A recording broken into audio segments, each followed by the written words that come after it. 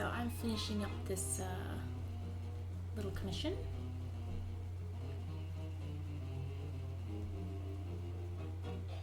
And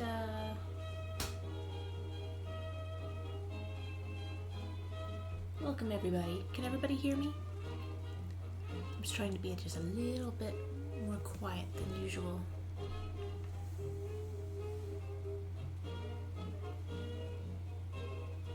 If you can hear me, say pickles in the chat.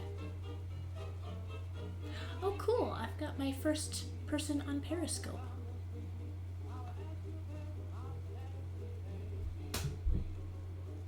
Awesome.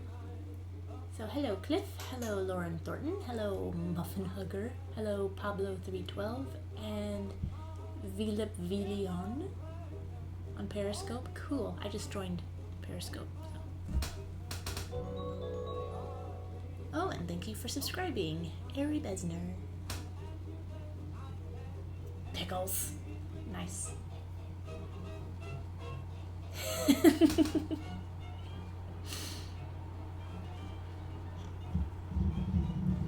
gonna do that every time now. It just makes me happy to see people writing pickles. Oh, is my hair all floppy? Yeah.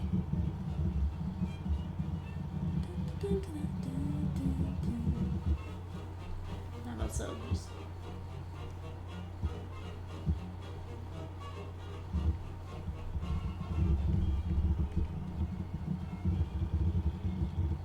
working on a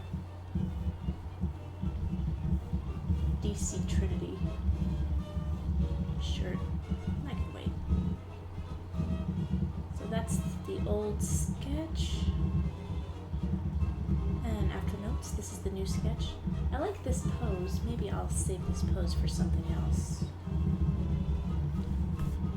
Do something with this cool pose, man.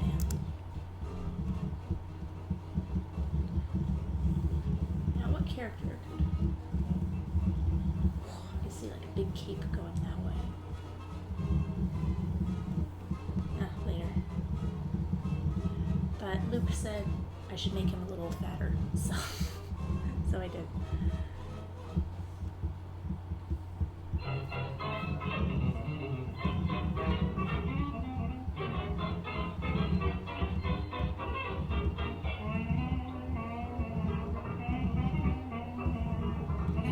You very confidentially, and she's sweet.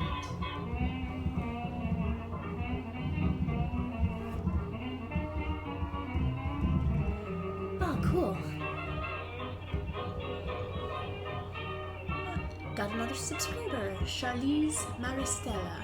Thank you so much. Hi, Austin. I'm doing good. It's been hectic. Couple of days. Nate is on a shoot out of state, so I've been spending time with my parents so I could take a nap during the day and then come home with the baby so I can work at night. Let's see, what inker should I use?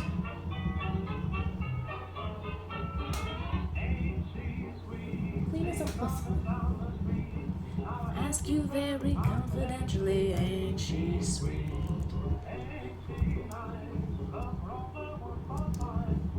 Ask you very confidentially, ain't she nice?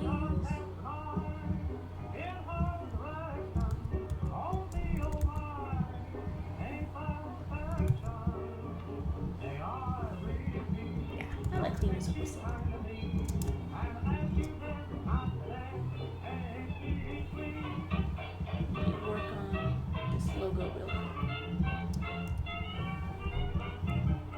Walking down the street and ask you very confidentially, ain't she sweet? Ain't she nice? Look her over once or twice. Now ask you very confidentially, ain't she nice? Direction, ask you about perfection.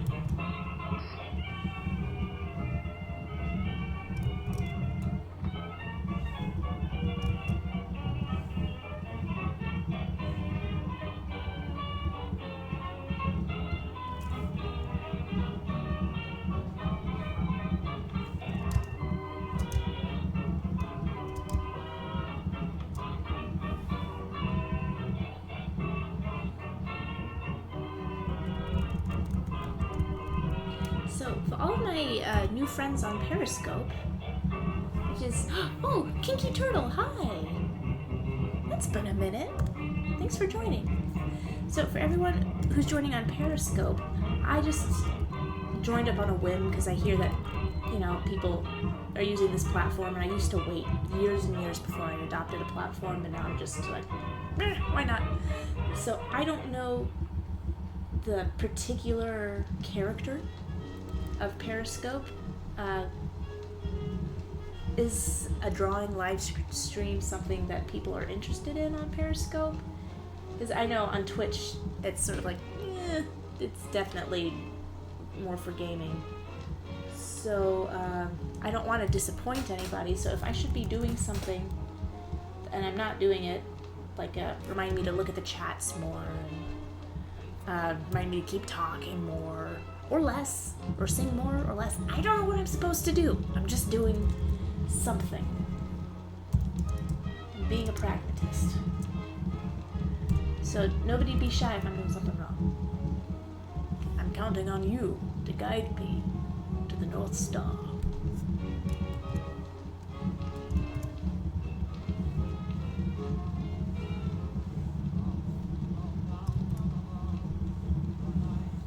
But I'm not turning off my stupid music. I'm not gonna do it. Facebook and YouTube want me to turn off my dumb music, but I'm like, no! I made it! Otherwise, what's the point?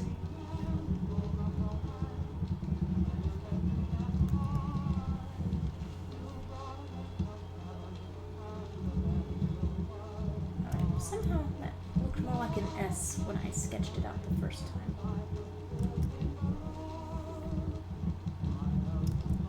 I should be doing it from this end.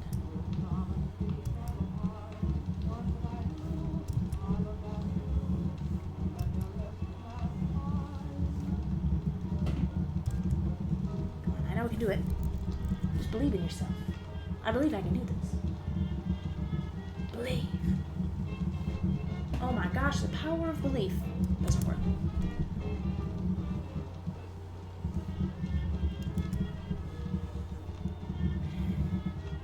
Oh, that's closer.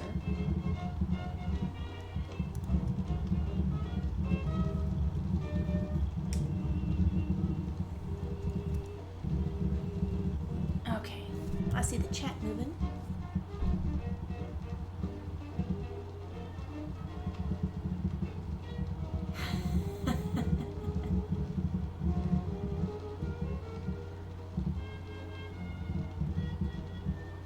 Antler Dart says, watching at work illegally. Well, I hope you stay on the right side of the law, sir. Or madam. Antler Dart doesn't give me much to work on. Again, correct me if I'm wrong. Or correct me, not if, but when I'm wrong. Just correct me.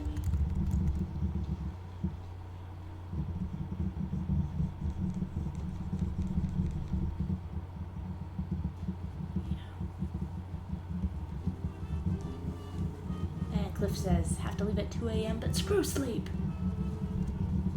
That's what I'm saying. Although I took such a nap today. Wow. It was such a good nap, I didn't even realize when I woke up. I was just I regained consciousness as I was walking around holding the baby. I was like, what? Did I just time warp? What?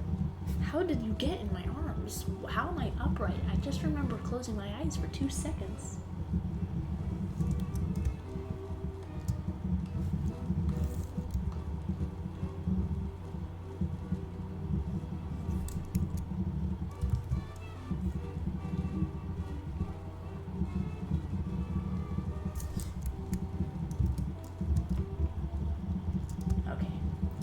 There's my logo. It's not the best. Make this a little sharper. Yep, that's what it needs. It just needs a little bit sharper curve right there.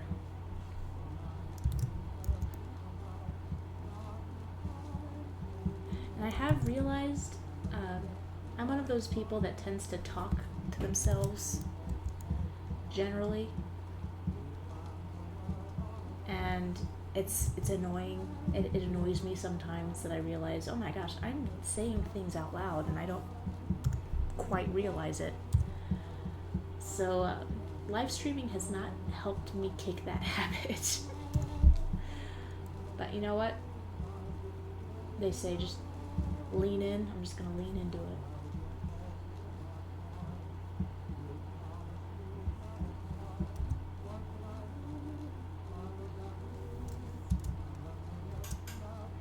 Okay, that sort of looks like an S. I'll call you Logo. I'm gonna save you for later.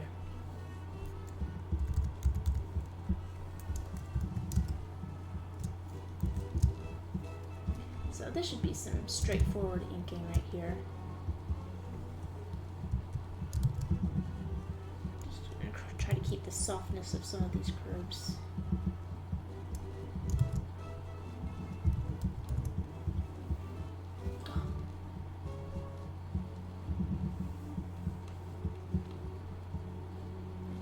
Overdraw there.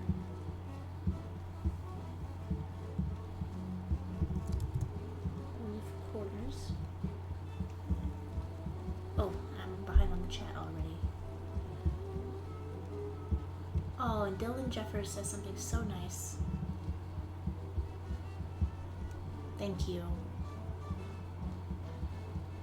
I appreciate that.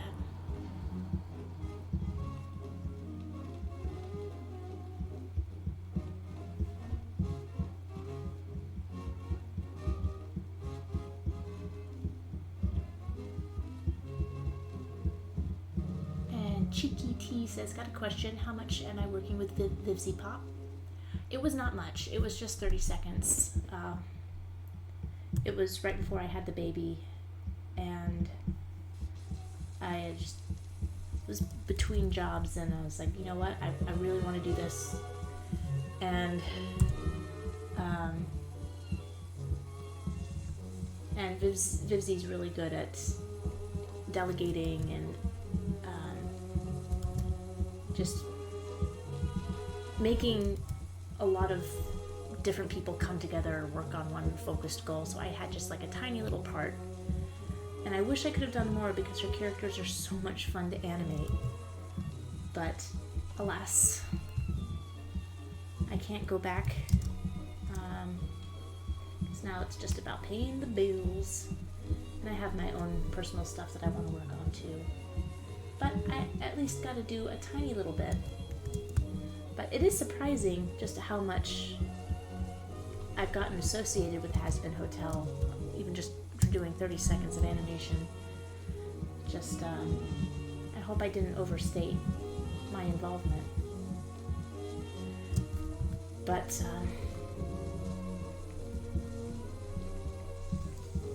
I know it's going to be really good. I can't wait for it to come out. And I need to learn a lot from her, because she gets stuff done, son. She gets stuff done.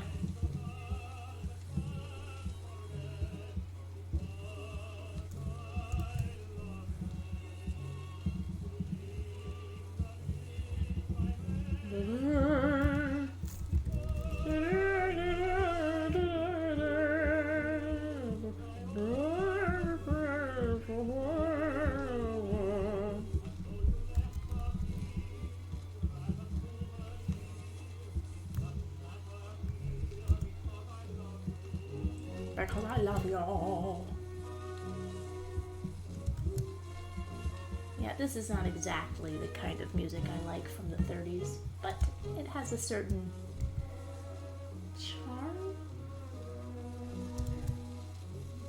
This is what all the jazz... This is the music that the actual jazz people would make fun of. This is the guy with the megaphone standing before they had microphones.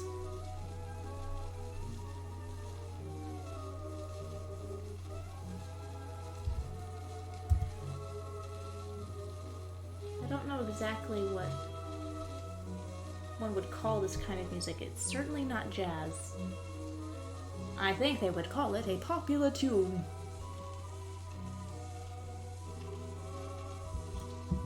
Though I'm not quite certain this one ever became popular.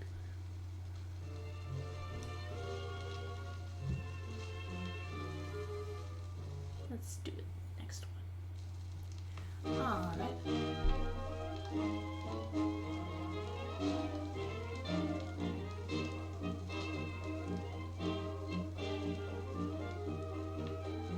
And Dan24 says it's not stupid music.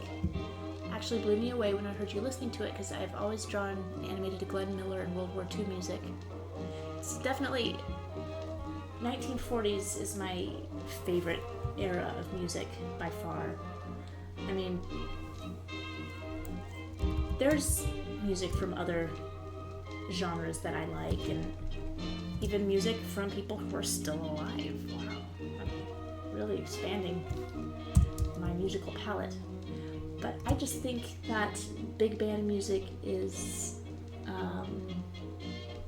sort of the ultimate form of pop music because of how much artistry it took to create, just the scale of it.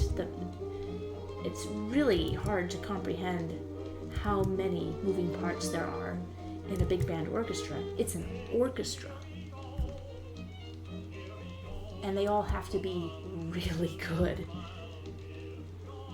They're all extremely talented musicians. Even when you get down to like the third-rate dance bands, they are fantastic musicians. A lot of them could read music and improvise, and they had to be sort of live in both worlds, the schooled and the unschooled. Like a lot of schooled musicians cannot improvise. It's kind of frustrating. When I had my band, I was trying to find, more people to populate it, and one of the uke players, John, says, "Oh, I know this great kid from Georgia State, majored in music," and they'd come over to practice, and we'd say, "Yeah, this is a real simple song. Just join in whenever you feel like it.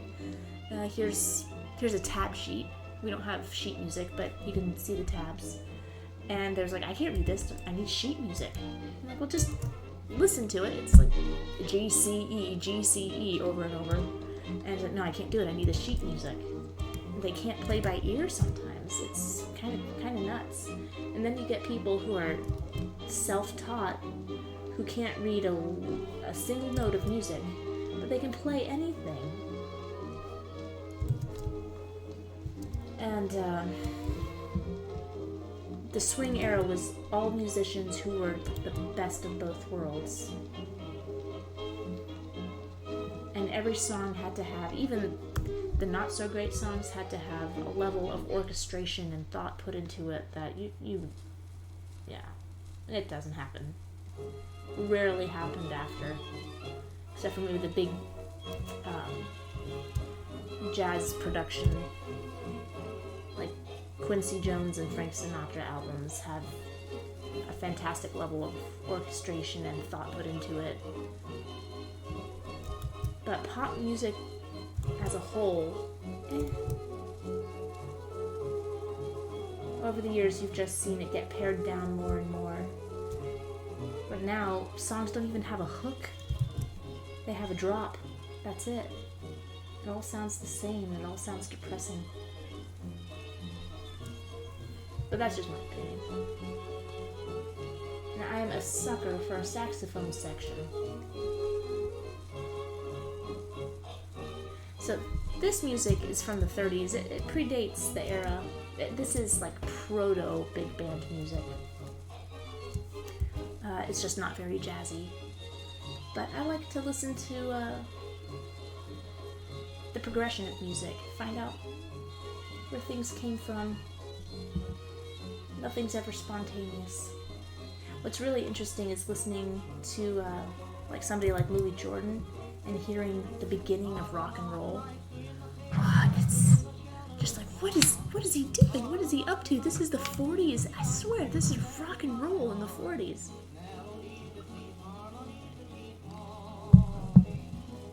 And I do like rock and roll. And I like rock. I just don't listen to it that much. Because I don't have to prove to people that I'm cool anymore. In college, I had a CD, a mix CD, that I would play when other people were over to just mask my nerdiness. And I was just like, they may not think I'm cool because of this, but they will at least think that I am from the 20th century. The latter half of the 20th century. And not just an old-timey ghost haunting the dorm room. Okay, time to look back at the chat. Hey Ron, thanks for joining.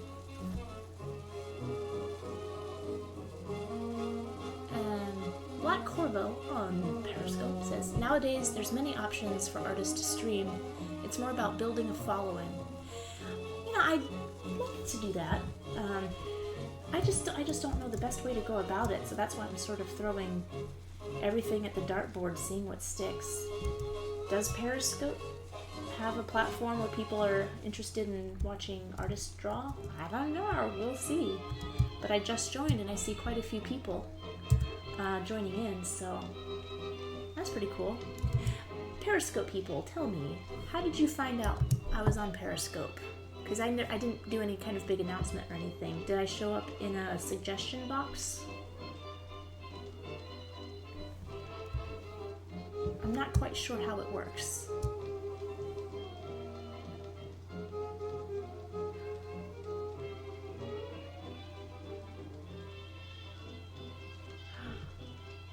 Oh, Antler Dart taking orders at McDonald's and it's slow. Man, I could go for a burger right now. Oh. Ever since, it's like when I'm pregnant, I really want hamburgers, and that need for hamburgers doesn't go away after the baby's born. Like I could eat a whole cow. Like I want a steak, like a bloody steak. Because I didn't really grow up eating a lot of beef or red meat of any kind, and now I just crave it. I just want a burger all the time.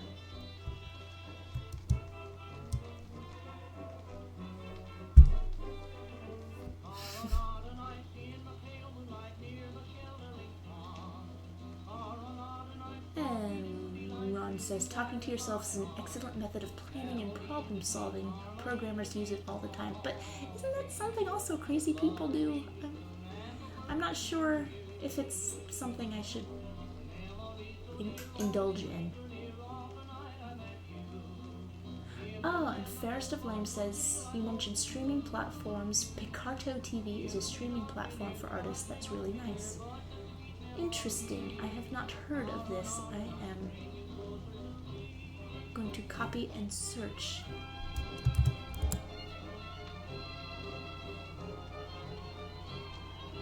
Creative live streaming service. Okay. I will look into that later. Thank you.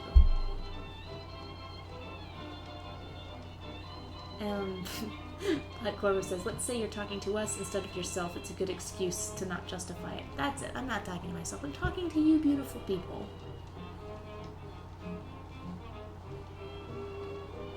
Hello, Inkwell. Hello, Governor.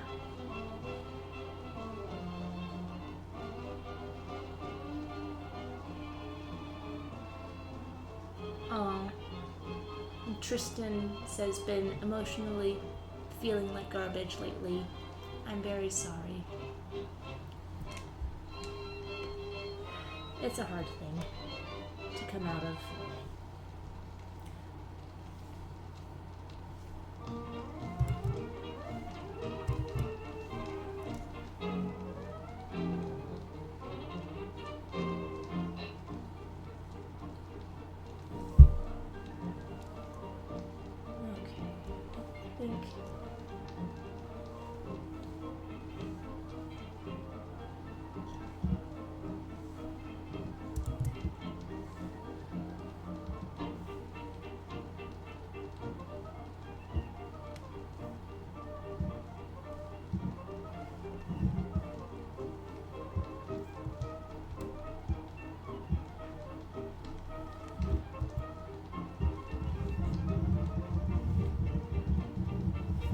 See.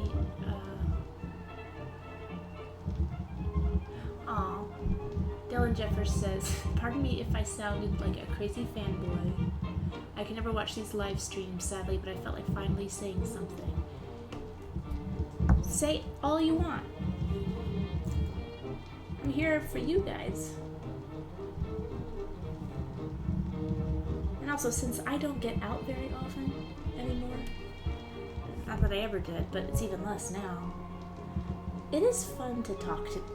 This is something social I can do. It's within my ability to be social like this, where I don't have to leave the house. I don't have to, I guess I should, do my hair or something someday. Someday I'm gonna look nice. It doesn't cost me money. So this is like, this is me partying on a Saturday night. And it's fun for me.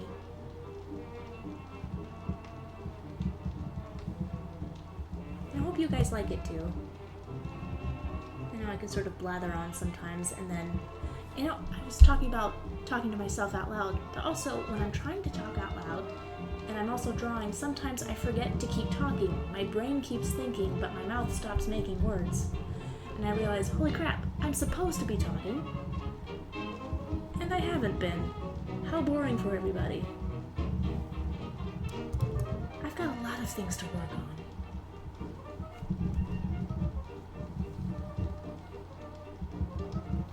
Let's go back into the chat.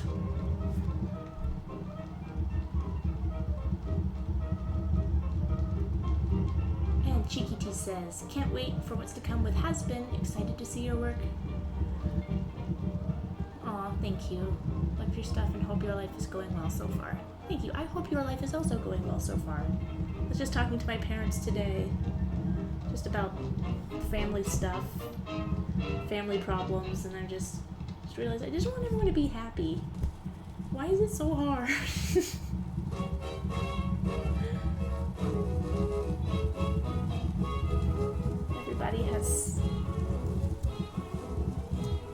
Everybody has problems, and I can't do anything to help. My problems are basically boiled down to, like, I need sleep. I'm tired. That it is a problem, but it's one with a very simple solution. Just sleep. Just take a nap. Hand the baby to somebody and just like, you take her for a second. I'm about to pass out.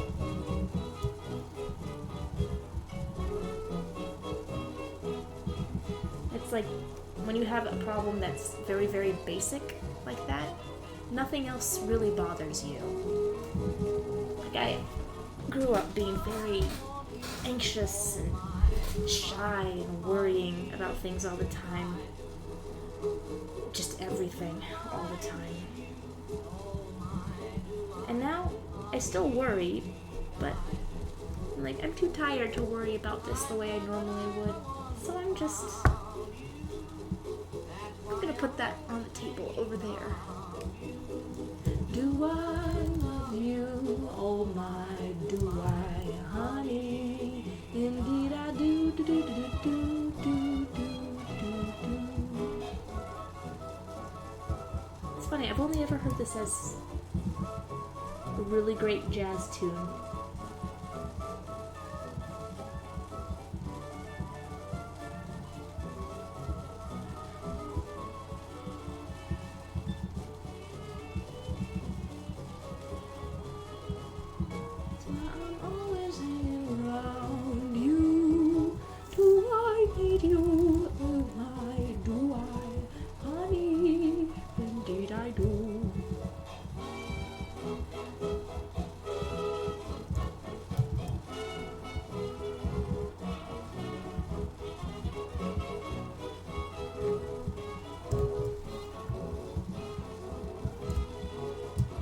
Still haven't made it to the bottom of the chat.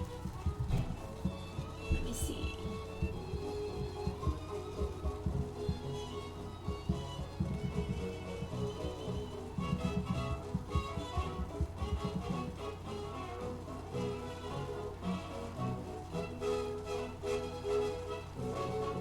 Cheeky T also says, makes me wonder, I have so many followers, yet just 20 to 30 odd people come to my stream. YouTube is whack sometimes.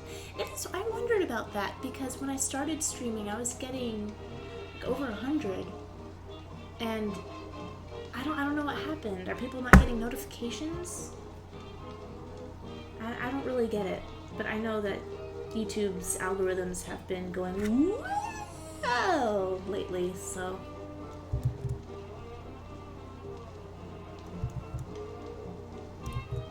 Who the heck knows? Maybe it's punishing me for not putting up videos often enough. Does YouTube punish you for that? I don't know how it works anymore.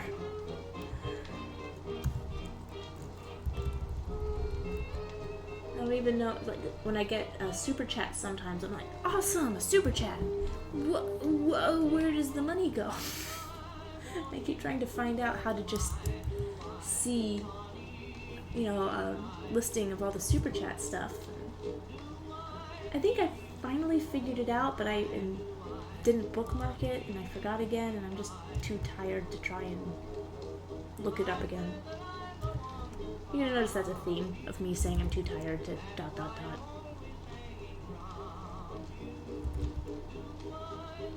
Alright, back at the chat. I am behind.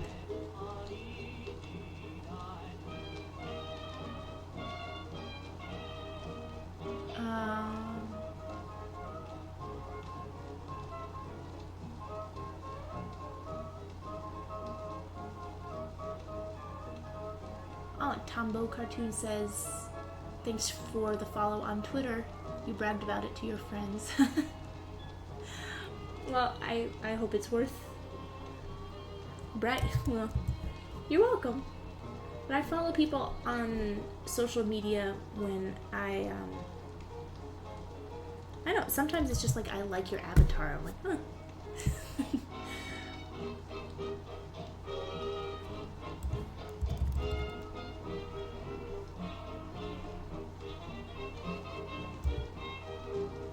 Or if you write something that just makes me laugh, I need to get more proactive about following people. But I'm just not on social media enough. I just try to make sure that if somebody messages me, that I respond within a year. As it's happened, and I try to stay on top of it, but like all of these platforms, they sort of have secret things, secret message things. Like if you're not friends, it holds it in this message purgatory, and I don't notice it right away. And there's been so many times where I found a message that's like months or years old, and it's just, why didn't I get an alert? I have alerts set up. I just want to go through life without anybody thinking I'm an ass. That is a lot to ask, though. But I do my best to try and minimize the amount of people that I upset.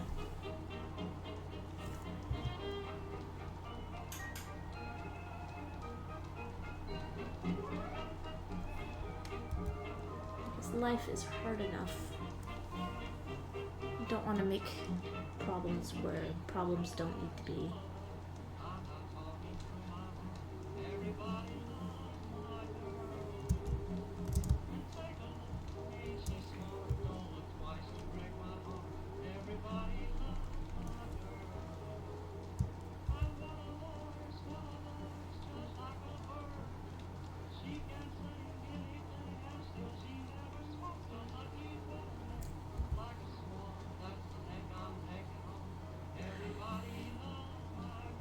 I like that line.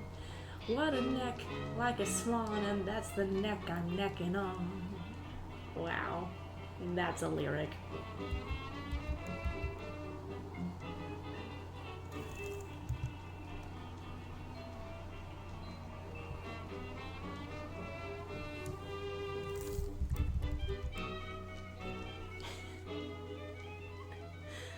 Oh, sorry, I just got an image in my brain. I was like, what? people used to say neckin' a lot. And, you know, it means kissing. But the image is just like two people putting their necks together, just like...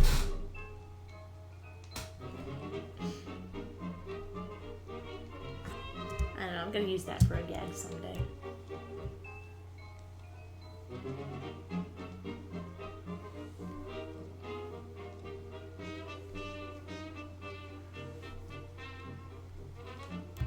Wait, I gotta make it to the bottom of this chat.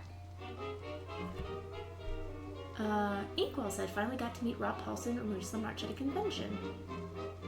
They are super nice. Mo is... He's really nice, but Rob Paulson is just the best human being. Just such a saint. He's so nice. Stormy says, how do you stop a guitar player? Put sheet music in front of them. Yeah, that's very, very true. Oh, Eagle said Paulson was especially very nice. He's one of those people. He is one of those people that when you're talking to him, he makes you feel like you're the only person in the room. That he's just always very... It's such a great thing to be able to do, to make the person you're talking to feel like you want to talk to them. I know it sounds so obvious, but it's... He just puts everybody at ease and makes you feel like $1,000,000. Very, very dear man. Very dear. Braze1 says, why Photoshop instead of Illustrator? 4 question marks. Because I can't use Kyle brushes in Illustrator.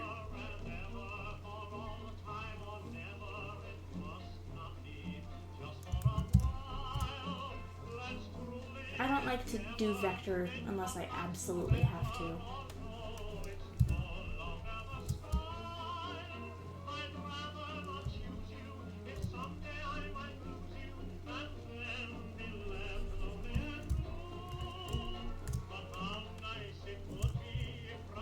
Because I'm looking at a large enough resolution.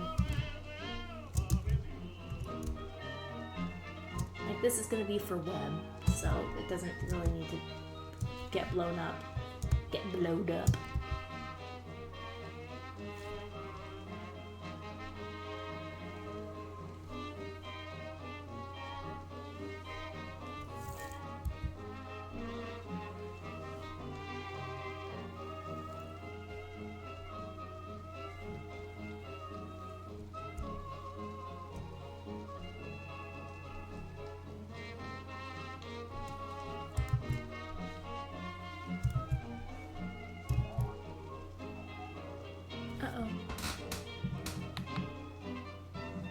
Kitten.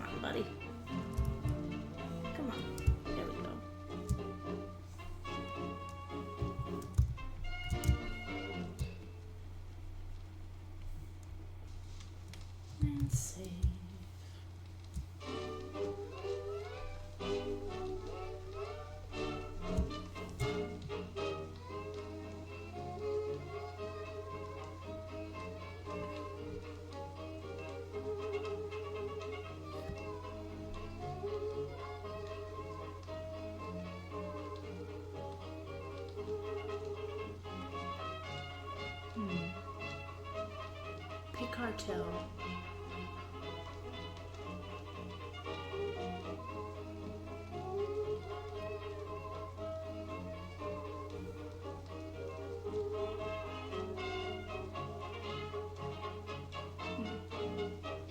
I'll definitely look into Picard too. Okay, I need to make it to the bottom of this chat.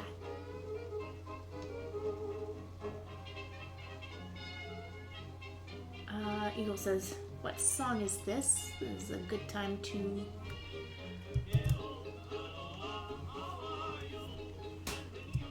my playlist.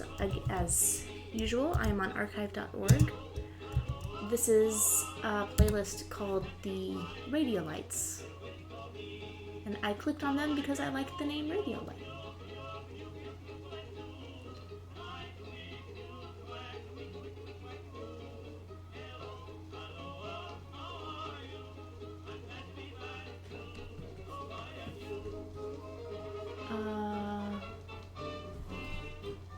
Antler Dart says, will I archive this stream? I've kind of haven't been keeping up with my live streams on YouTube. I guess. Why not?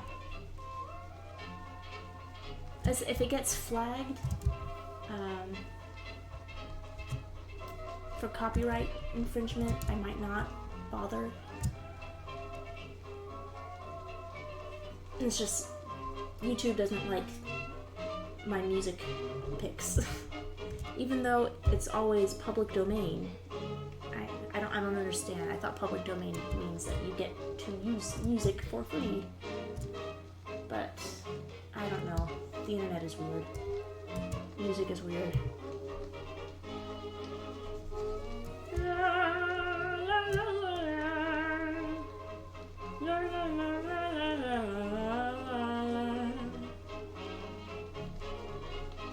Oh, okay, chat.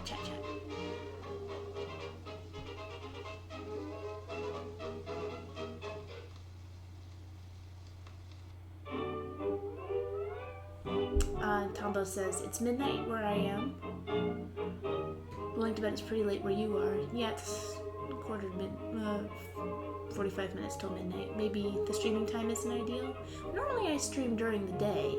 This is just a wild hair that I had. But it's never more than like 30 people. Let's see. Looking at the analytics.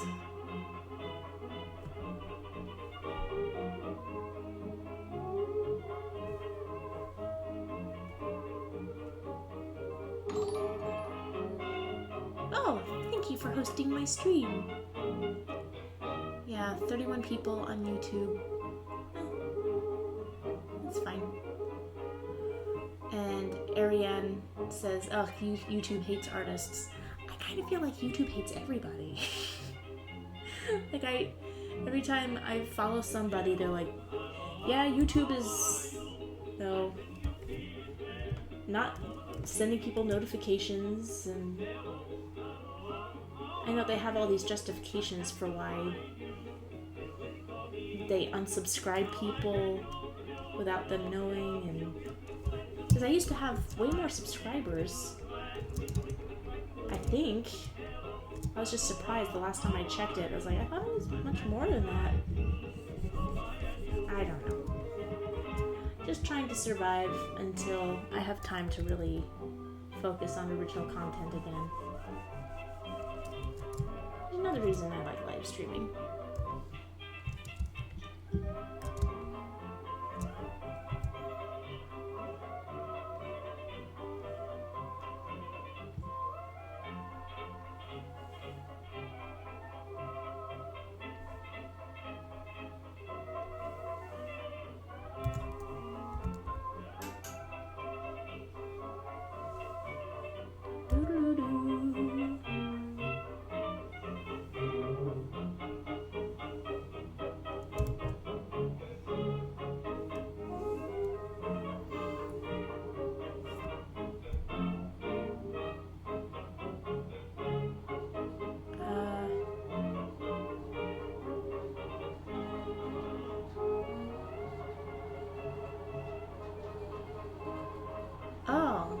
Says this music is reminding me there's going to be an Oswald the Lucky Rabbit series on Disney Plus.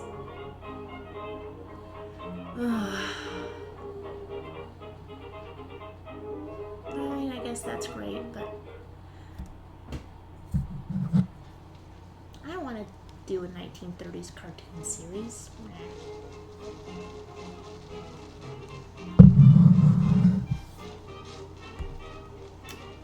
heard about Rusty Taylor's recent passing. I confess I don't know Rusty Taylor. Let me look that up real quick.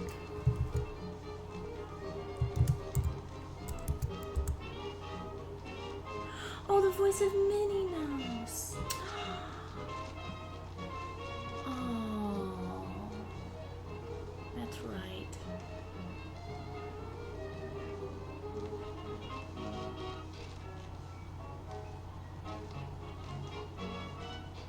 That's so sad. And Shirya says, I want to see you at SIDCAP 2020. I confess I don't know what that is either. Let me look that up real quick.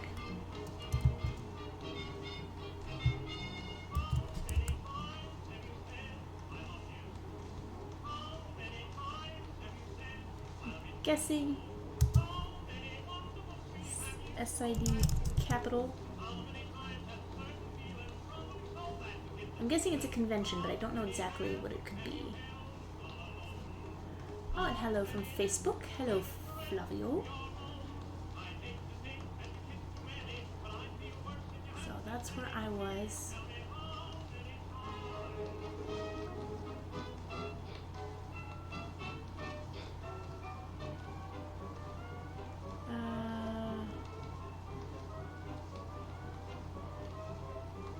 Ron's hopping over to YouTube to see the convo. I was posting the conversation, the chat for a while, but people didn't seem to dig it. I don't know, maybe I should try again, but just make it larger. I don't know. We'll see.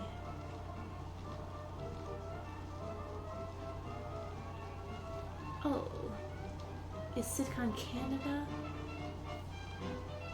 Cheeky T says, would love to see you come to Canada's Comic-Con next year. Oh, you know, I'm gonna probably have to stay kind of local for a while. I think the first con I'll do is MomoCon, if I can ever remember to submit.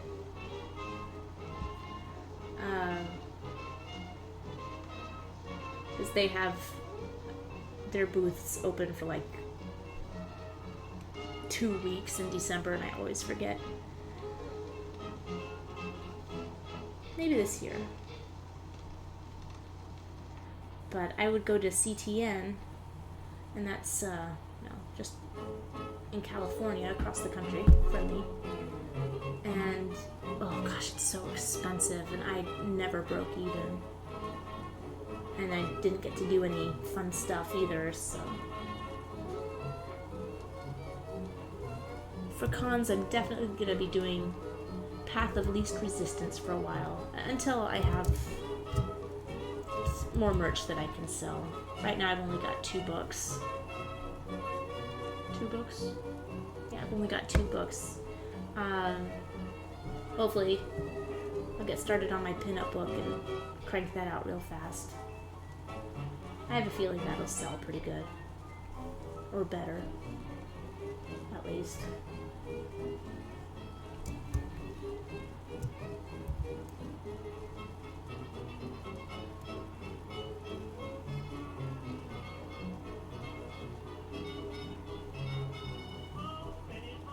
Yeah, but when I finally start getting out to conventions again, what are some conventions that you guys like?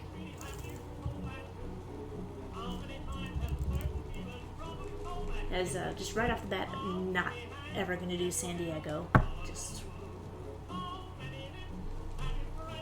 that is not on the table. It's way too expensive, and I can't compete with the big dogs. I'm thinking maybe Emerald City. That one hasn't gotten ridiculous yet. I'm thinking about New York Comic Con, but not my own booth, because I'm a member of Girls Drawing Girls, and they always have a booth there, and I was thinking, hey, maybe I could just get around all of the, just bring a little bit of my own merch and man the booth for a little bit. So besides my local cons, Dragon Con, which I will never get in, they have rejected me twice. Um,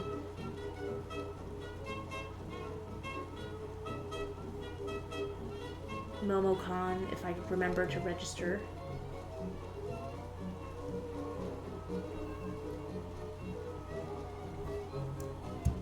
There's Emerald City, there's the Toronto Animation Arts Festival, which I went to before, but I didn't have a booth. But I liked it. I liked it a lot. But I would love to travel a little bit again. Get back out there and meet people.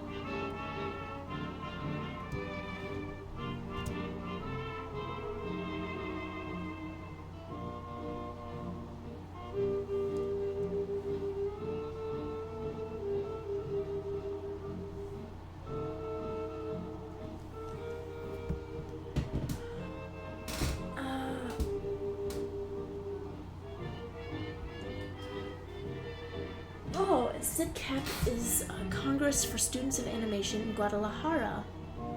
Very cool. You know, I was invited to a conference in Mexico, but it was, you know, my baby is still so tiny. I just don't want to leave her. And taking a baby to a convention is just really hard. I remember when my firstborn was, I think, 4 months old, we went to MomoCon because I was speaking on a panel, and that was really hard. Like, Nate was running around,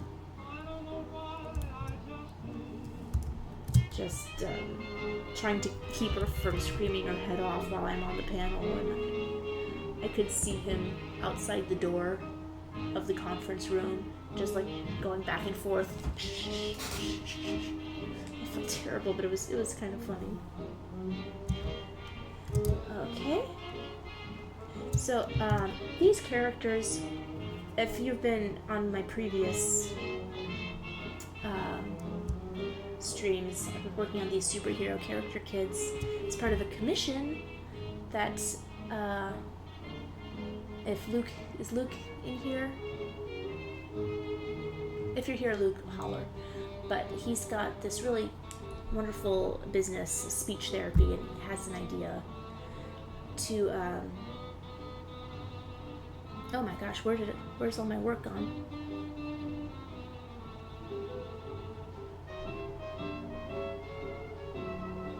Holy cats. Hold on. Okay. There we go. Okay. Super speech contact. So I don't lose that again. And this is actually him and his wife. Oh, I forgot what her name is. No safe phone.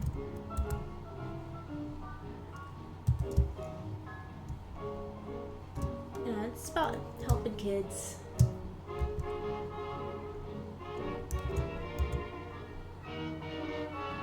In the guise of superheroes, and just, how could I resist that? I don't take commissions very often because they stress me out a lot, especially when I'm doing any kind of caricature, because I tend to not, I tend to glamour shots people, because I'm afraid if I really caricature, then it'll make upset people. I don't know. It's just, I don't like to upset people. I like people to be happy, and that's not. That sounds like a nice thing, but it really isn't, because it means that I am not completely honest all the time. And that can lead to unhappiness. I'm trying to live a life of honesty now. Just speak up, not let things fester. It's hard. I think my family is bored of me talking about it a lot. It's not that my family keeps secrets or anything, it's just kind of, you ignore things that you shouldn't ignore, and then it becomes a problem. And it would have been easier to deal with the problem when you first noticed it, rather than letting it grow and become something unmanageable and horrible.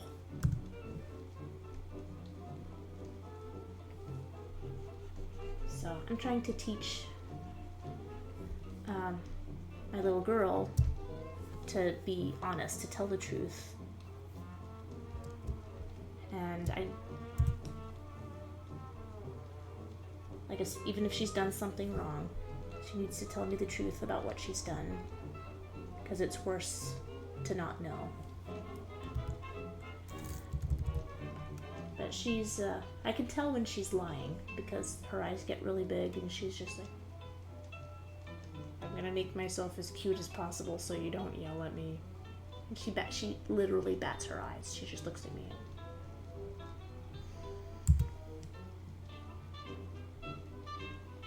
It's very funny, but I try not to laugh because I don't want to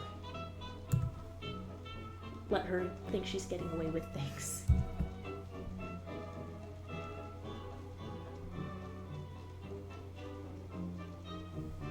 Oh, I'm behind on the chat.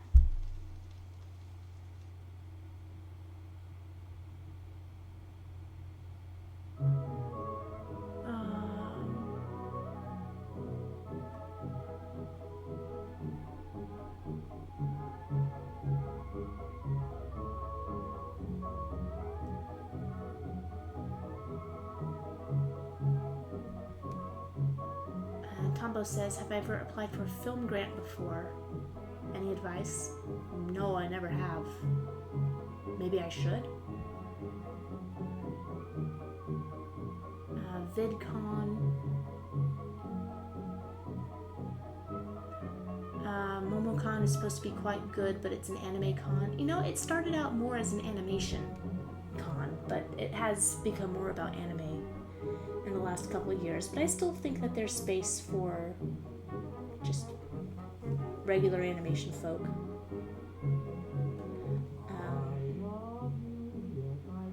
Dragon Con used to be about comics, but now they literally have 0 comics.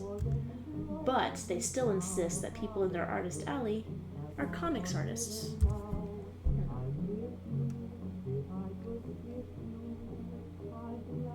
And it's a little bit annoying, but I don't know. It changes all the time. Maybe I'll apply again.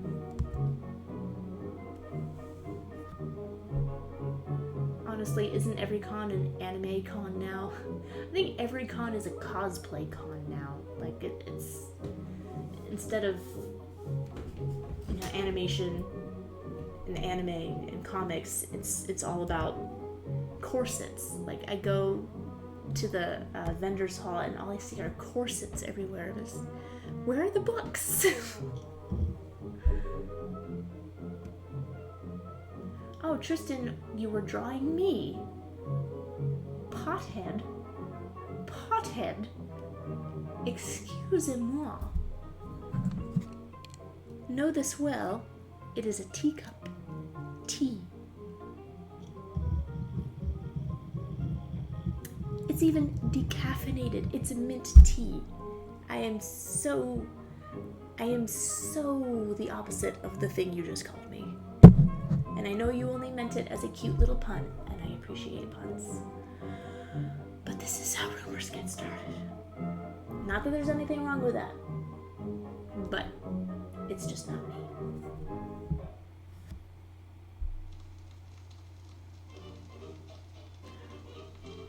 Oh, the purple girl looks like a mix of Shigo and Pearl from Steven Universe. Let me see that.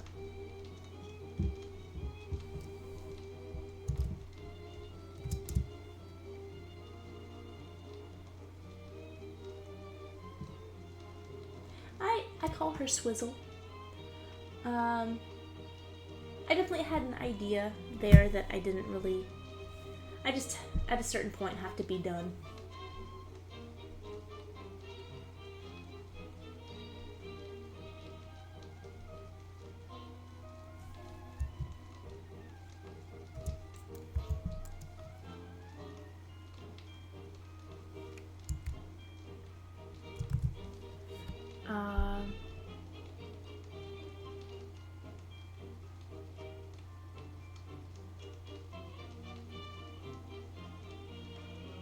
Behind on the chat again. Welcome, Darth Mobian. Call me Caduceus. Thank you. I do appreciate the expletive as well. Oh, bye, KT. Thanks for joining. Although you probably left 5 minutes ago because I'm bad at keeping up on the chat.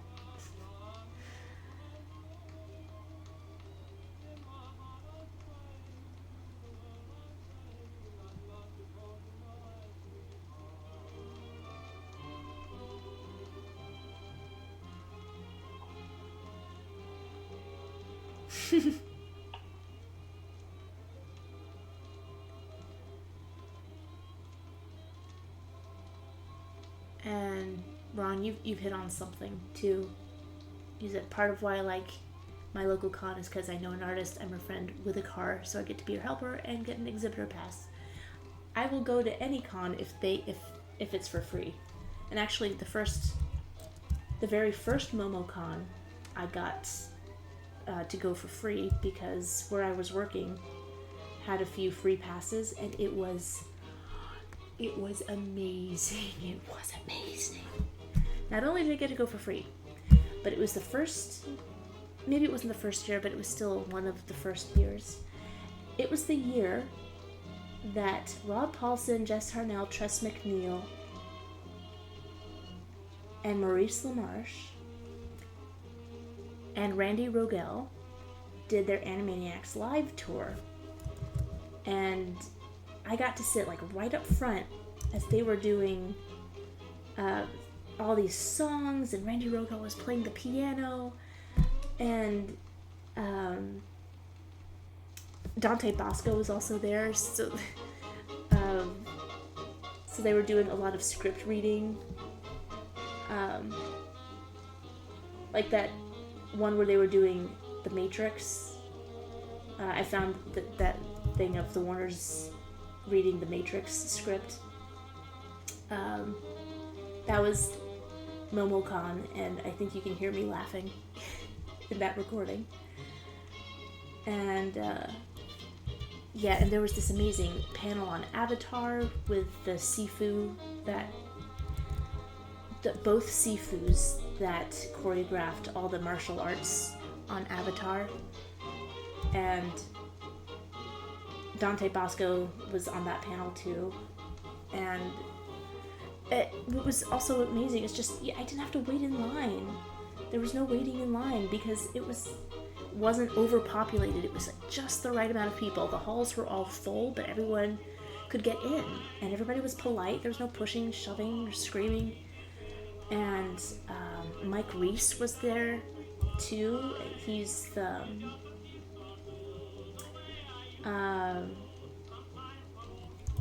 he's like the showrunner on Simpsons, writer or showrunner on Simpsons Forever. He did The Critic. And Greg Weisman was there as well, talking about Young Justice. Like, it was just so many people that I really cared about, and I got to see every single panel for free. And it was, I didn't take any pictures. Like, I don't know what was wrong with me that year. I just really, really, really had a good time. God, it was incredible. I couldn't believe it was all real.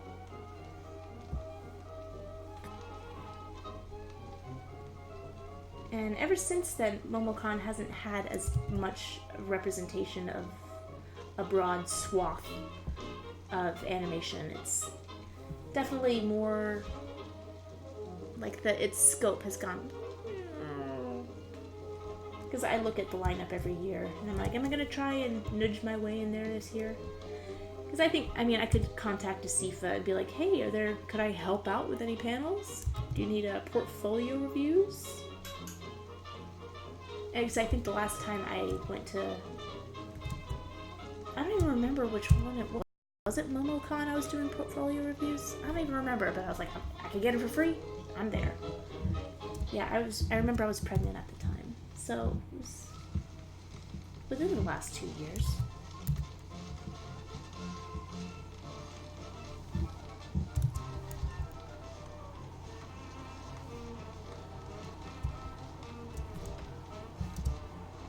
I'm behind. Oh, and JSCO0348 says, how did I start my animation career? I got an internship my junior summer of college. And after I graduated, I went back to work for the company. And that lasted for a couple of years. And then they had layoffs, and they hired me back as a freelancer. And I've been freelancing ever since. And just trying to do my own thing in my spare time. Because my dream is to be Chuck Jones. And it is a lofty goal, but I'm gonna grow a beard, start wearing a white suit, become obsessed with Mark Twain. It could happen. Oh gosh, I got something in my eye. Someday I will accept. Oh gosh, this is expired. If my eyeball starts burning, it's because of this. If my face starts melting, it's because these eye drops are extinct. Excuse me, expired.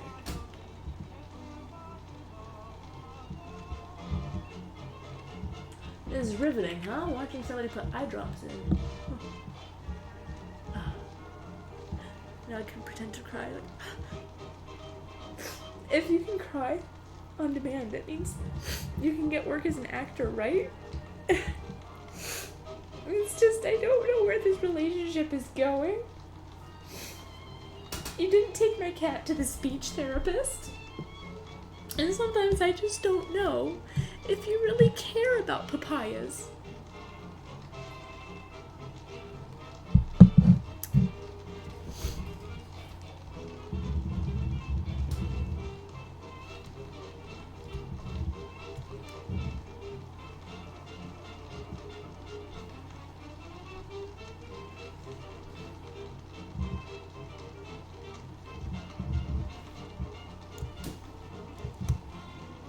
Gonna let that awkward silence sink in because I'm embarrassed.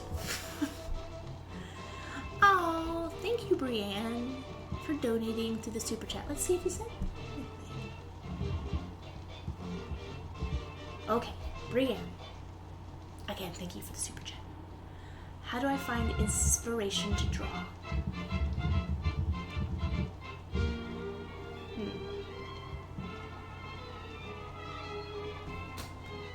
Well, this is...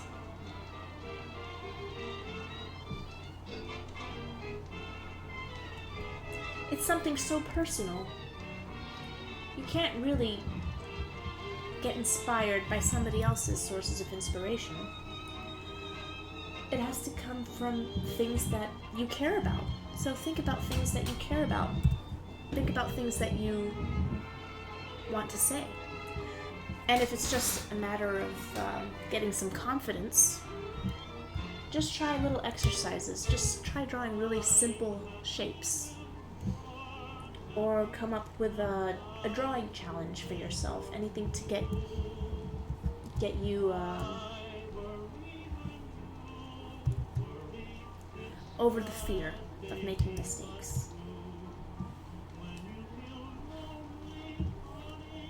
And if all else fails, copy. Copy an artist that you like until you learn their visual language. Sometimes you just need a little bit of a crutch just to get started.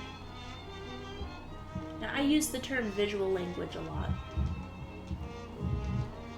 because I can't remember where I first heard it, but it's such a perfect way to describe gaining skills as an artist, because drawing is a communication. The things you draw have to say something. It doesn't have to be anything vast and important, but if a character is happy, you want someone to look at that picture and say, what a happy character. And rinse and repeat for all emotions. And in order to convey that kind of stuff, there is a language. Just like we use words to communicate verbally, we use different cues to communicate visually. Because everything is sort of a transcription and interpretation of reality. We're just observing reality and then spitting it back out the way we want it to be interpreted. And for instance, artists with a visual language that I adore are artists like Bruce Timm, who has it down to such precision. He can communicate any kind of movement with such clarity and such simplicity.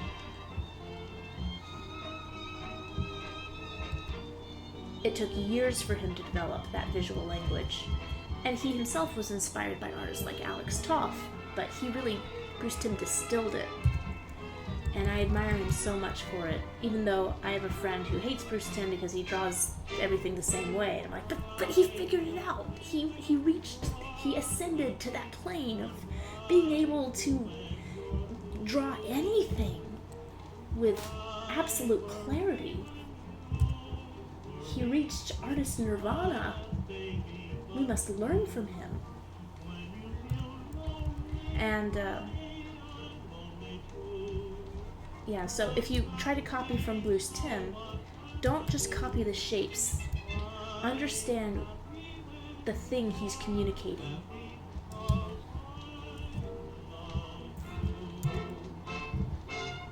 And it's absolutely mesmerizing when you start seeing the rhythms that he has in his drawings. They're just incredible.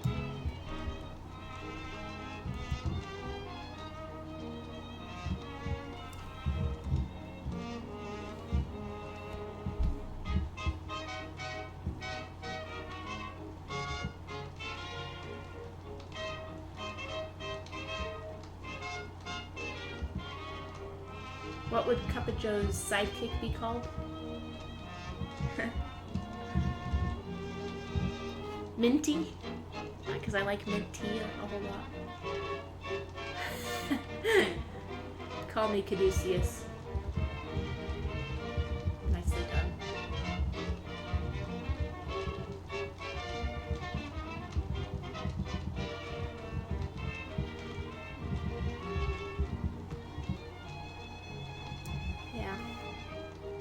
It is always exciting to go to cons to walk around the artist alley. I remember the one time I went to San Diego Comic-Con, I just couldn't believe everybody who was there.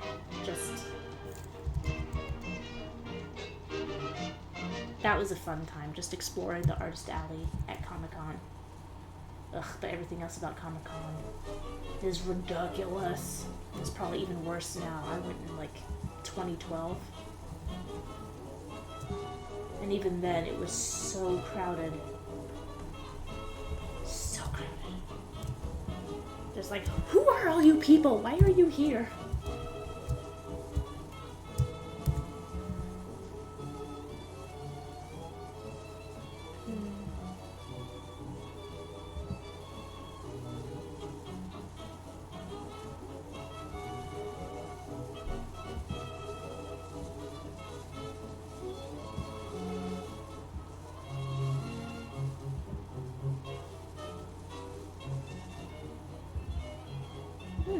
Parthmobian says something very interesting.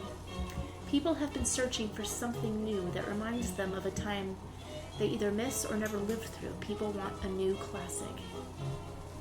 I like that. People want something, it is a paradox, something new and familiar. Yeah. Can people be nostalgic for something they never had or lived through? I mean, I certainly am, but I've always felt like an outlier. Is that a common thing, a longing for something that you never had?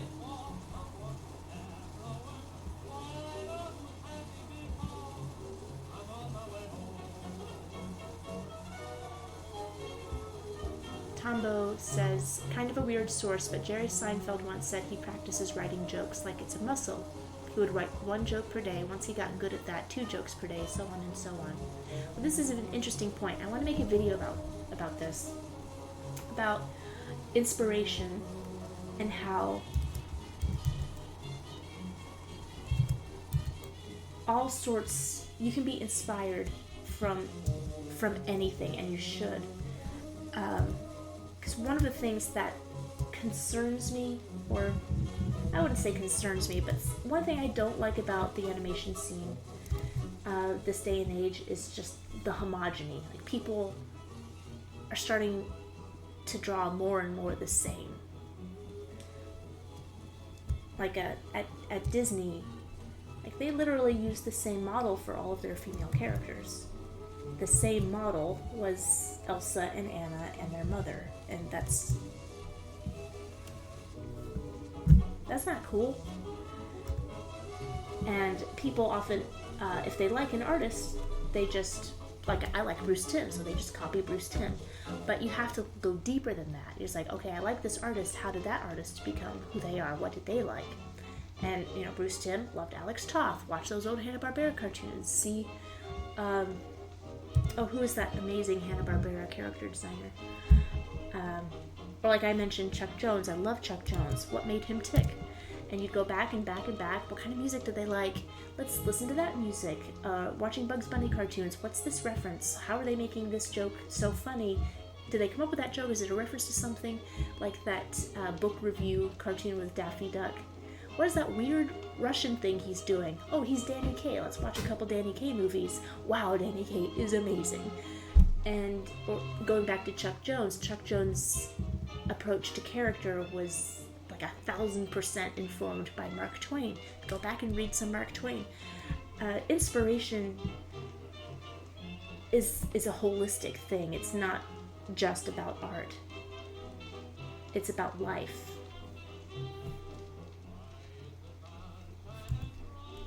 And I want to make a video expressing that better and in a more linear fashion.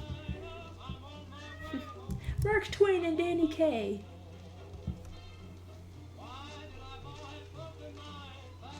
Because I think people have, especially it's always young people, have this disdain for history. Just like, ugh, that's old, it's boring, it's black and white, gross. And I really wish that there was more of a hunger and curiosity to understand everything that came before. Because there's just treasure troves out there collecting dust. You need people who are curious, want to make something of it. Because otherwise we're just going to keep getting Disney live-action remakes. And then we're going to get remakes of the live-action remakes. And it's just going to be insanity for the rest of time.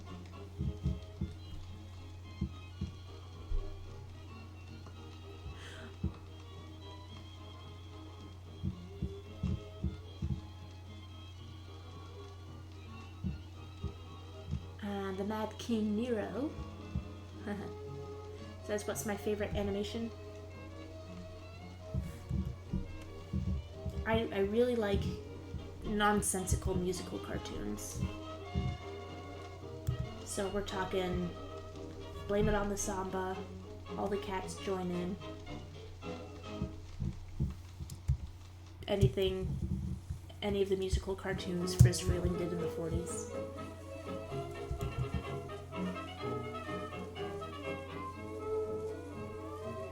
Because they always had so much personality. Just gags and personality.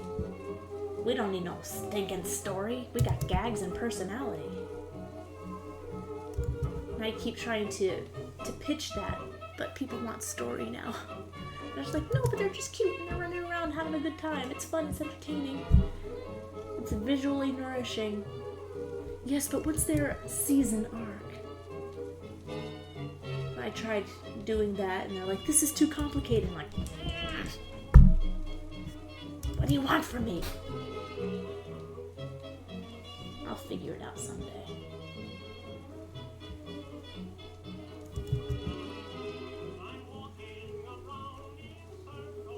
Circles. Like a merry-go-round.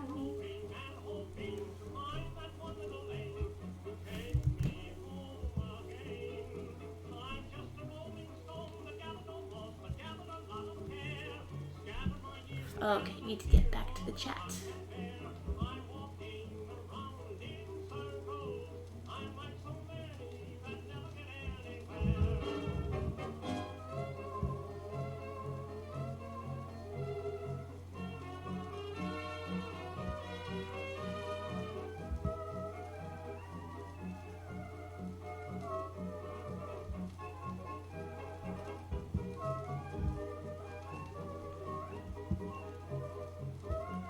Darth Mobian says I should start doing tip videos. I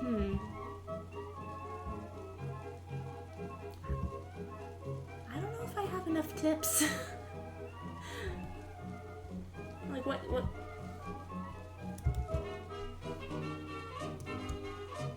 I don't feel like an authority on anything. I'm mainly good at just directing people to actual authorities. I know what they're talking about. Like one of my most retweeted thing, not retweeted, like on Tumblr, whatever the blog on Tumblr is called. Somebody asked me for tips on how to do caricatures, and it's me just saying, go look at Steven Silver. He, god darn it, knows how to do that. So could I have tip videos that are just about me recommending you learn from somebody else? Doesn't seem quite fair.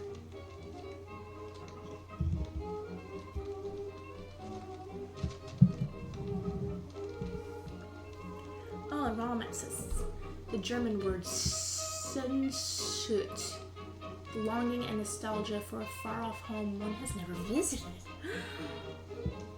Sehnsucht. Okay, I'm saving that. That is such a beautiful, beautiful word. I need to learn how to pronounce it too. Sehnsucht. Sehnsucht. Sehnsucht. Sehnsucht. Thank you, Google. I appreciate it.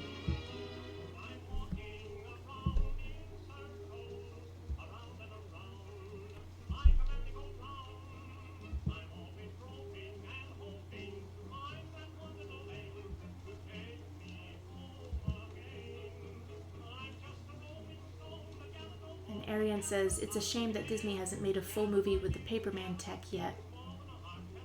It's just a 3D tool for the pipeline now. You know what's funny? When I first saw Paperman, I was just so in love. I was so happy.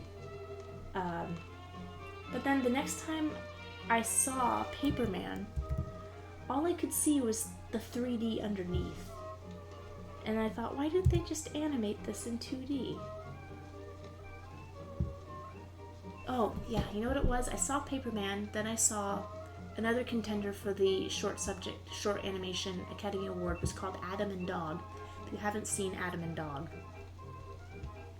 look up Adam and Dog. It's absolutely breathtaking. Gorgeous animation. And then I came back and watched Paperman again, and it made me sad. It made me really sad.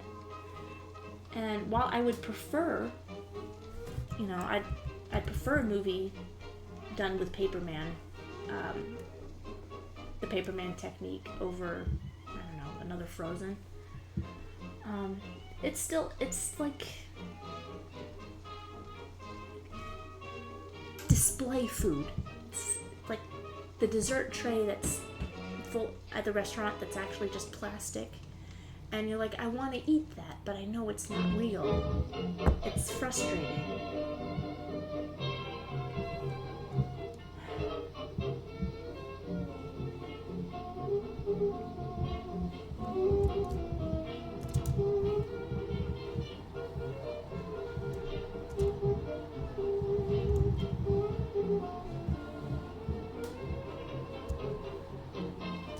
Oh, let me go.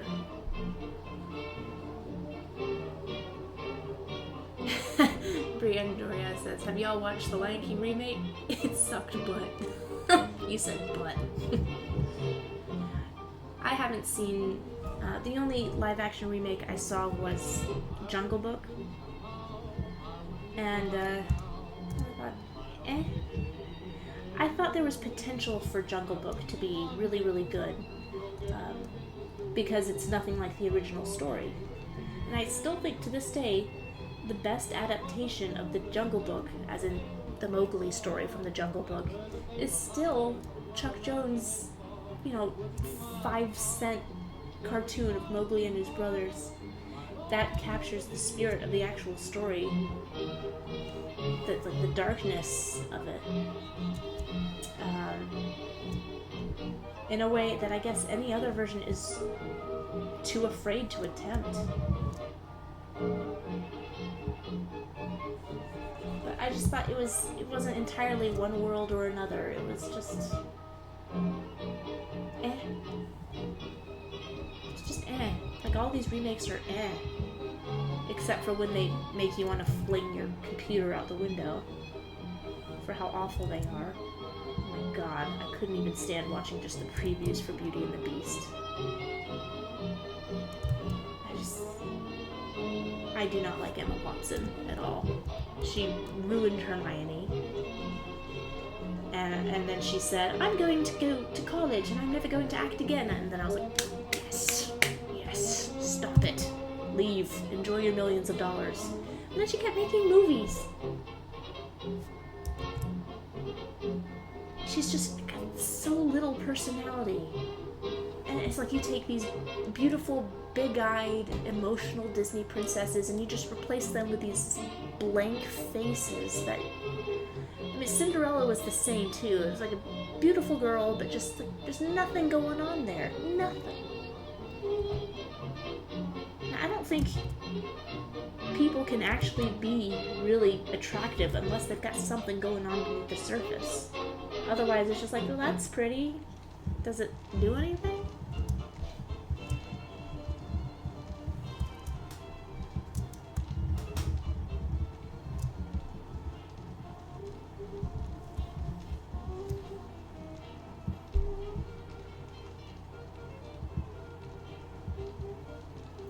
And Mad King Nero says, heard of the Disney porn book? No, and I'm afraid to look that up. Hopefully it's just concept art.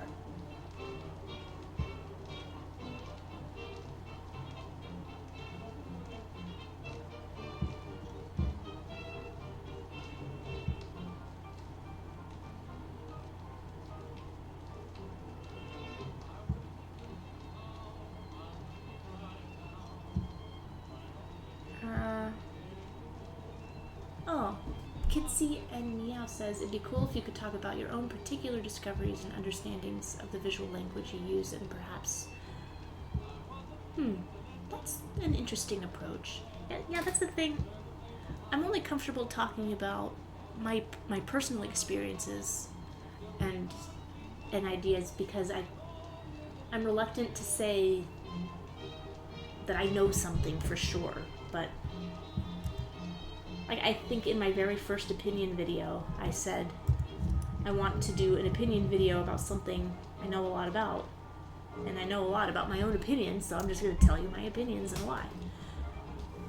So, yeah, maybe if I could just figure out a way to say it like that, yeah.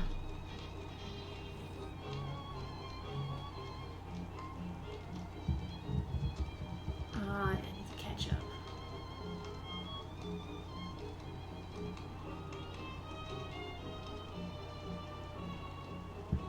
Has anyone seen The Little Prince from 2015? I saw it. I loved the actual Little Prince segments so much. Oh god, that fox was unbelievable. Just incredible visual style. Incredible. The story, like the wraparound story about remembering what childhood is like, not as much. I mean, I want to make the first children's movie ever that is about how great it is to grow up, because that's honestly the truth. It kind of sucks to be a kid. You don't really have any say about what your life is like when you're a kid, and that's kind of sucks. And when you're an adult, you finally have choice. And like, there's so many kids movies that are about, remember what it's like to be a child. Remember, like, you have to remember being a child. It's like, this is a message for adults, not for kids. Kids know what it's like to be a child. Why are you telling them remember what it's like to be a child? And it's also, you're telling them that the best part of their life is right now. So what the hell do they have to look forward to? It's one of those cliches that seems innocuous enough, but when you really think about it, it is a terrible thing to have in a children's movie, that the best part of your life is when you're 8? Are you kidding me? That's awful. No, life needs to get better and better, especially the more say you have over your own destiny. So that's gonna be one of my movies someday.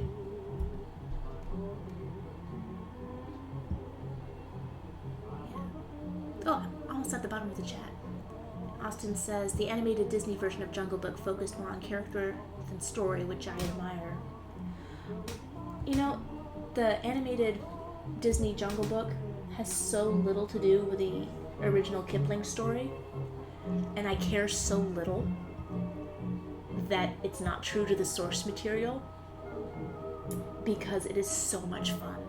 Jungle Book is such a fun movie. And I dare anyone to watch that movie and not wish that you had a Bagheera to look after you. I mean, like, Baloo and Bagheera is just like, these are the best friends you can ever have. Like, to this day, I wish I had giant animal friends.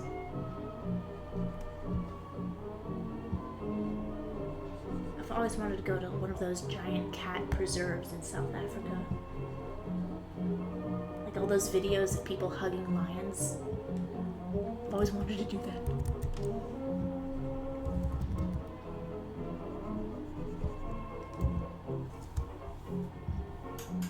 But yeah, the original Jungle Book is just it's so charming. It's so charming.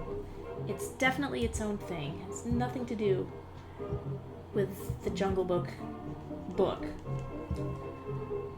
But I don't care, because it's great. I have nostalgia goggles, obviously. But, yeah, it's this thing where ever since Pixar came on the scene, everyone is so like, story, arcs. And I think story, sure, is absolutely important.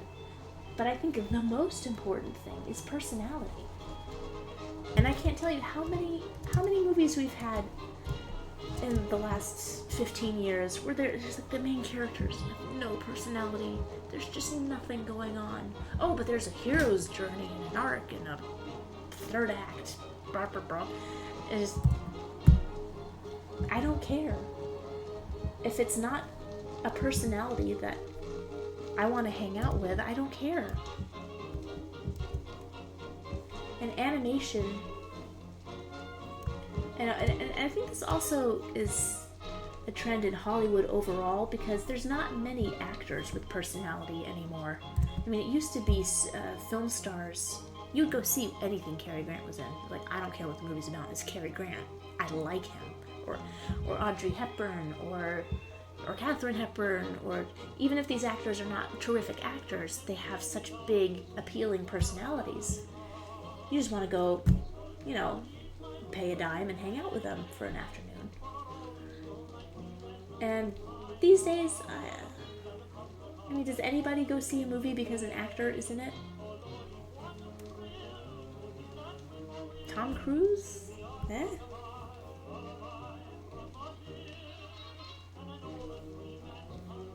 But animation, for a while, still had characters with personality. I mean, Pixar says they're based on story. No, they're based on personality.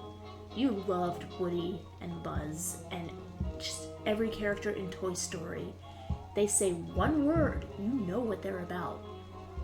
And it's so much fun. Monsters, Inc., Mike and Sully are personalities. You remember Mike and Sully. And Boo. Boo's adorable. And it's just, they understand how to create appealing characters that you're on board with, that you care about.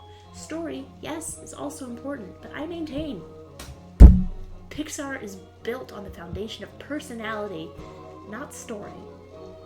It's just a bonus that they also know how to tell stories.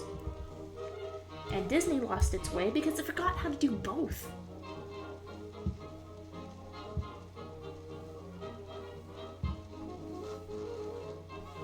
It's like, movies aren't even movies anymore. Like, now a good movie is just a movie. Just like, oh my gosh, it's actually a movie. But like, remember when everyone was flipping out about Wonder Woman being the best movie of all time, whatever? I went and saw it, and I thought, wow, that was a movie. It was an actual movie. It wasn't brilliant. I didn't think it was like great. I never really cared to see it again. It's all full of too much CG fudgery, but there's parts of it I remember. I like, what's her name? Gal Gadot? Gal Gadot? Waiting for Gal Gadot. She is Wonder Woman. I was against her casting at first because I thought she was too little, but she is Wonder Woman. She leaves an impression. She doesn't have much personality, but she has enough. She's pleasant. She's human. But that's where our standards are like so low now. For like, everybody's freaking out about movies that a few years ago would just be movies. And I'm still in that frame of mind. Like all the Avengers movies, most of them are movies. Some of them are not movies. But,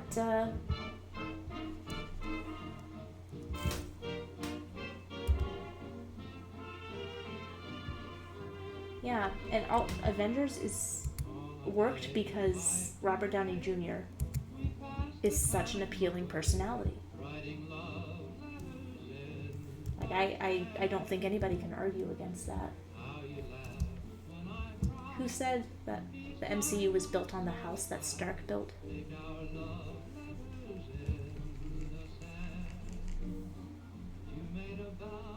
Yeah. Oh, I'm behind on the chat again.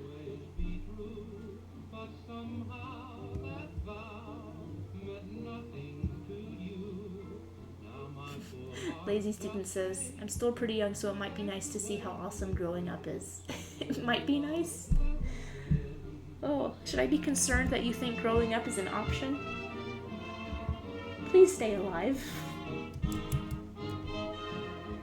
No, growing up is... It's a great thing. It is a great thing. I want to make something someday that communicates why that is so.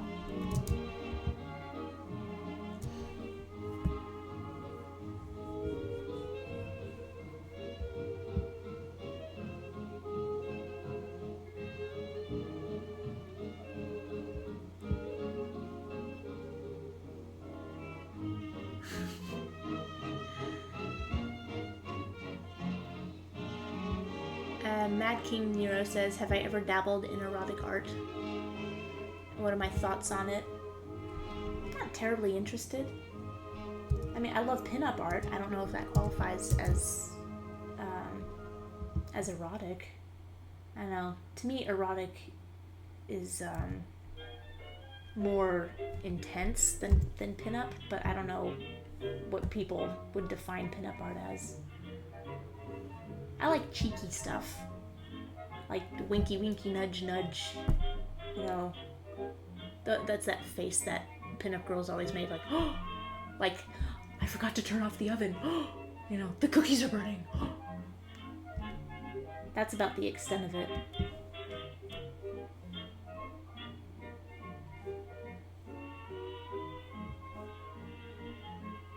But if this was the 1920s, the pinup stuff that I like would have been scandalous. So I like scandalous stuff from the 1910s and 20s.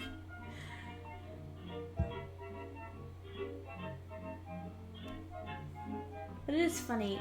I am interested in, I guess you'd call it standards of beauty, how that is evolved over the centuries. Because it used to be, and again, it goes back to personality. Like, you have your first popular ideal image coming around the Edwardian age, with the Gibson girl. The Gibson girl had like a big thing of hair. I kind of have Gibson hair. Like, if I had more hair around here, that would be like a Gibson look. And it was like a really, like a voluptuous woman playing tennis and jogging, I don't know, but it's like athletic, healthy women with kind of like frazzly, wispy hair, all done up in a bun. And it just seems like personality would sell beauty so much in the early part of the 20th century. And as the 20th century progressed, they just like kept sucking personality out of it. Just like, especially in the 70s is when you get that death stare from models, like, just like faces glaring at you. Now you go to the mall and you just see like these supermodels going with their mouths hanging open, with their eyes half closed. Like, why is that attractive? They're beautiful people, obviously, but they're not going to sell me that cardigan because they look brain dead. So just like this, I guess there's some sort of unspoken war on personality. What do you guys think?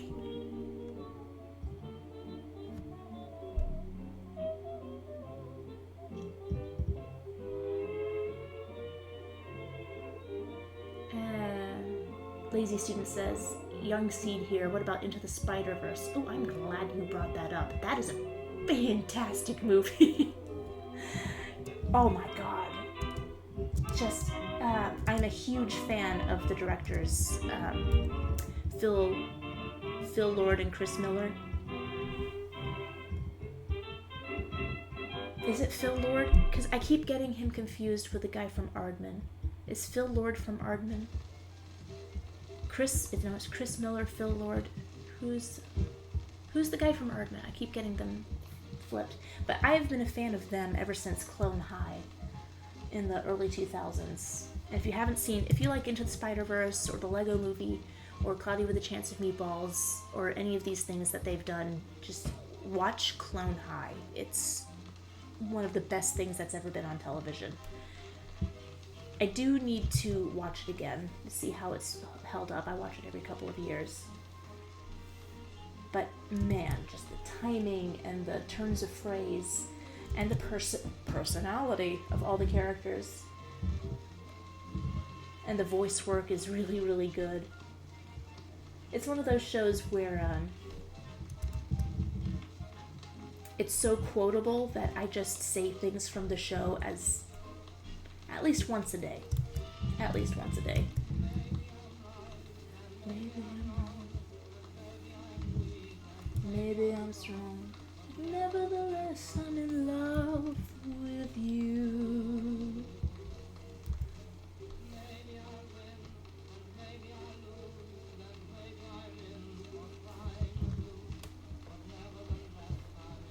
This is actually a great song. I can't remember who does.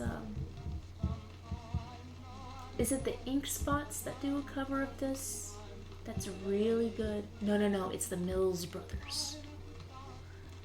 It's gorgeous what the Mills Brothers do to this song.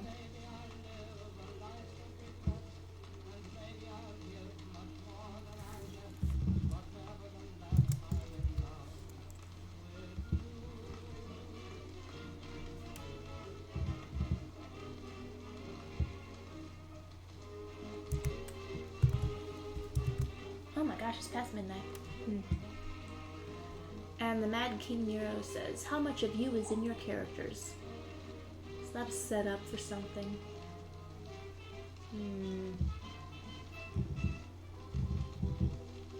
If that's a question in good faith, please rephrase and re-ask. Oh, personality-wise. Oh, thank you. I don't know. I don't know. I guess that's up for other people to say. I do have, like, if it's anything that I specifically have in my voice, I have my avatars that I draw.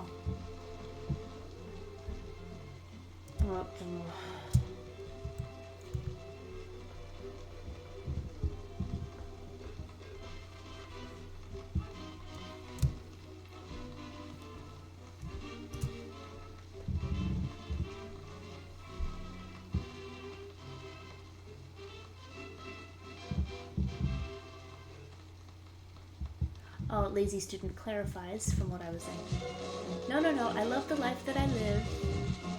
So far, it's just not many movies about growing up and living as a grown-up. That is true. That's absolutely true. Except for Big, which is one of the best movies ever, and I bet it's going to be remade, and it's going to be awful.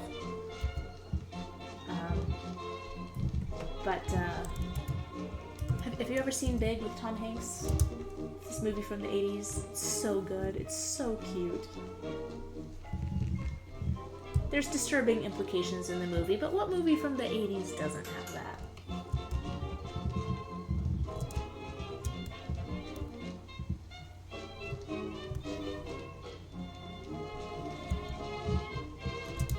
There we go. Nice and inked.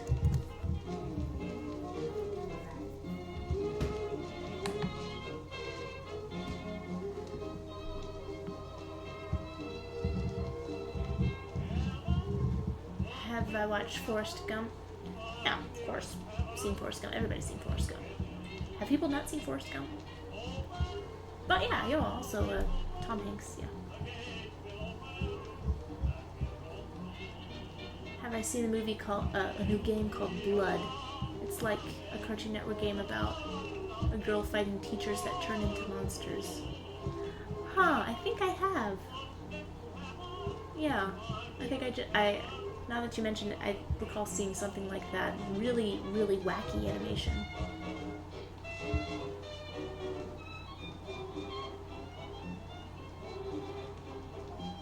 What shows have my daughters watched nowadays?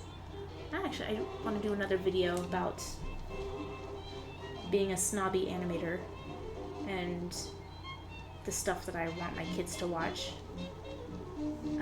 Talia definitely has TV shows. She's 4. She loves Puffin Rock, which is a cartoon saloon show, and it's really cute. Generally, I hate kids shows that are, wow, I'm a thing, teamwork, collect them all. I don't like those shows. But Puffin Rock is so quiet and charming. She likes Sarah and Duck, which is another show from the UK. And Sarah and Duck is very unique because it is the most authentic representation of a child's perspective I've ever seen. Just, it's so sweet and so clever and very inventive, and again, just very, very chill kind of sound. Nobody's screaming at you. It's very comforting. I really enjoy just listening to the show.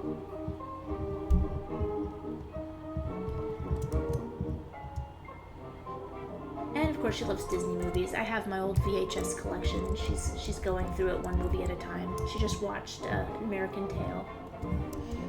She loves Fievel because he's cute.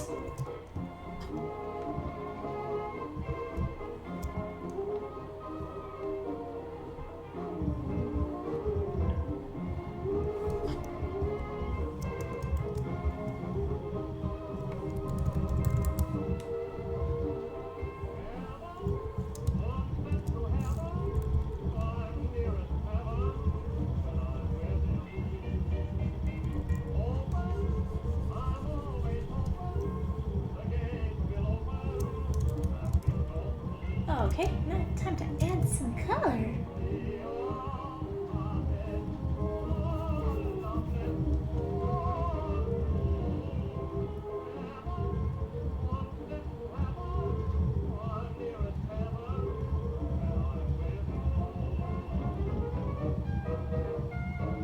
And Kitsy and Meow says, will I ever do any comics? Who knows what the future holds? I've never been into comics, really. But, I mean, I've tried. I love comic books in as much as so much of animation is informed by them.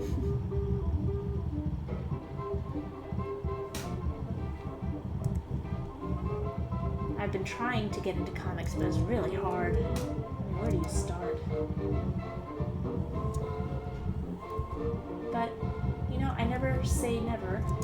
Who knows, if the opportunity arises someday, yeah, I'd be into it. I'd dig it. I have an idea, like one superhero idea, but I haven't fleshed it out at all.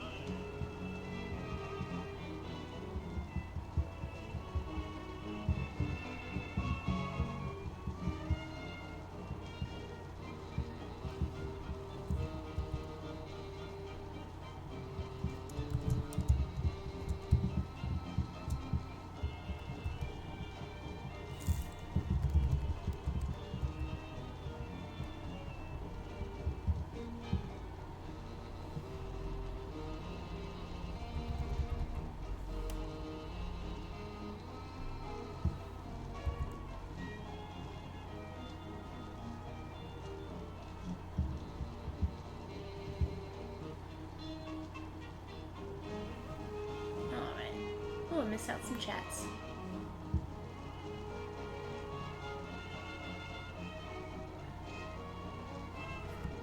Mad King Nero says, it does seem like people have become more homogenized with the growing popularity of social media and the internet. Miss the times when the web was slightly less accepted. I remember that. I remember when, before the term viral video had been coined, and you could keep track of all the viral videos. Like, it started with all your base are belong to us. And everyone was like, have you seen all your base belong to us? And then there was all that stuff on Newgrounds. Oh, Newgrounds.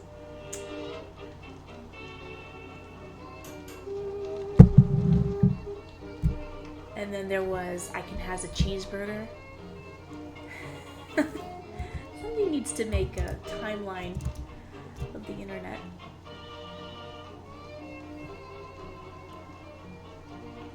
Just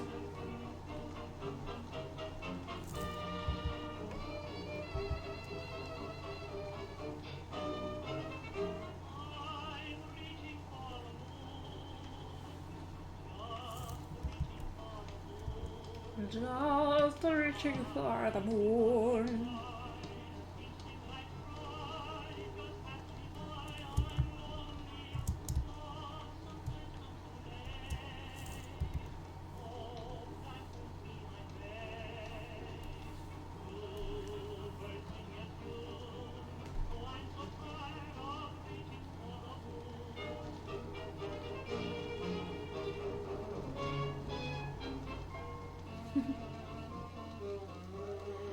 Lazy Student says, 80s. Wasn't even alive at the time, but I really liked the aesthetic back then and some cartoons.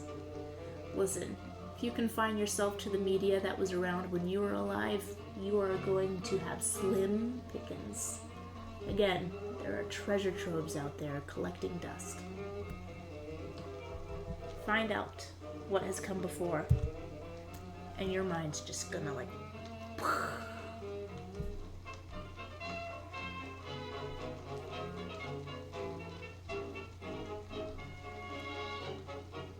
And also, controversial opinion, 80s cartoons kind of sucked. Don't hate.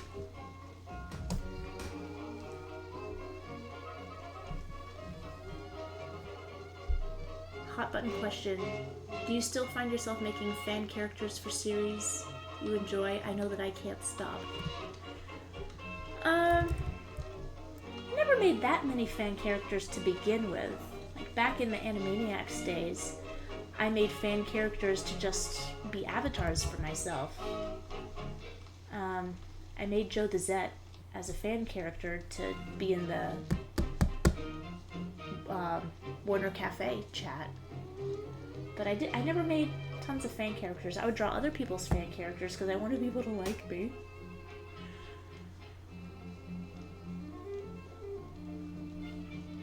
But, yeah, time is better spent now creating original stuff. We don't have to pay the damn bills. Damn those bills.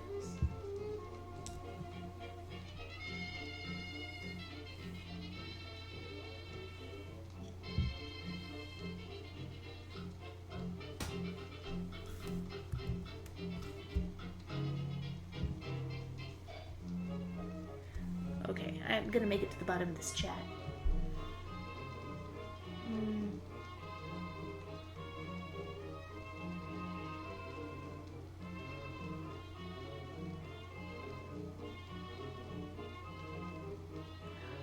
Sarah and Duck is adorable.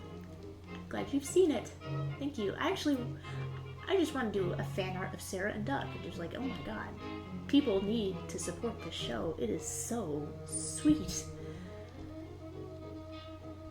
And Austin Kalista says, haven't seen Forrest Gump, but when I lived in Savannah for about 5 years, I would often walk by that area downtown where they filmed parts of it. Oh yeah, the cemetery. Not Oakland Cemetery, that's the cemetery we have here. But I lived in Savannah too when I went to college. This is weird city.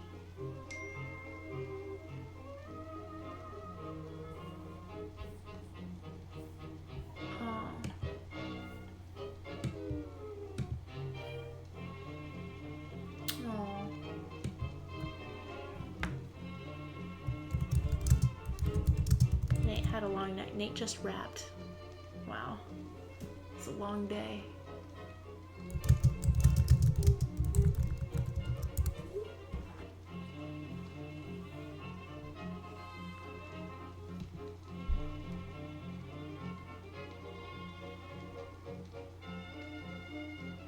Oh, don't let your kids watch Caillou. It's an awful show that'll teach your kids how to whine. Oh yeah, did some work with PBS. Oh, I hate Caillou. Oh, that kid. Peppa Pig. I've only seen a couple Peppa Pigs, but I think it's kind of funny. But I can tell how that constant snorting would get very annoying. Oh, Art Doctor says, sorry to be that guy, but what are you drawing? This is a commission I'm finishing. I have pay the bills work that I gotta do, but he prepaid for this commission, so I want to get it done as quickly as possible.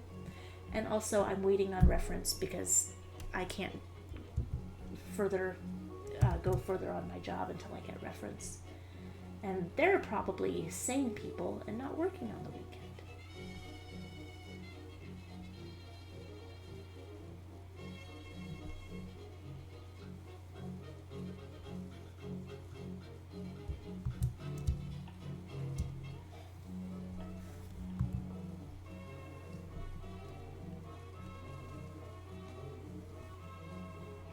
I'm just using this as an opportunity to finish this up.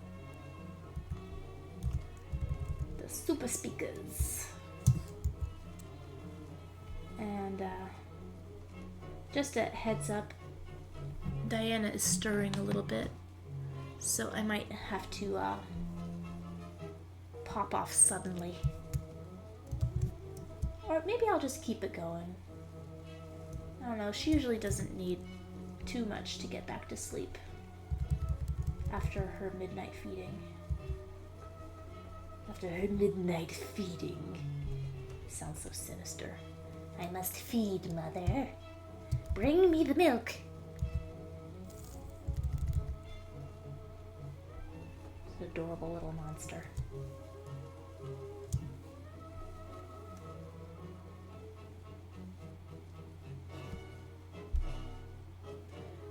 Lazy Student says, another sign of me being really young is I've never been on Newgrounds. I'm not so sure Newgrounds was a good idea. There's a lot of terrible stuff on there.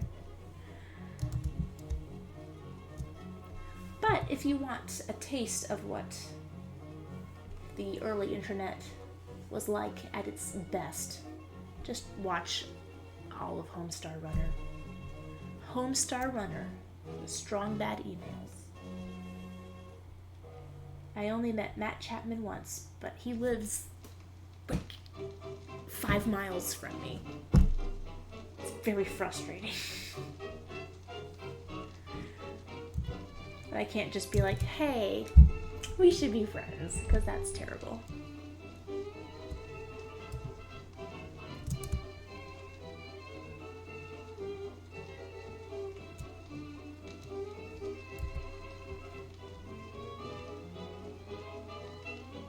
Now that I think about it, I think I get him and his brother confused, so maybe I shouldn't credit myself for being a super fan until I figure out which Chapman brother is which. I'm pretty sure it's Matt Chapman.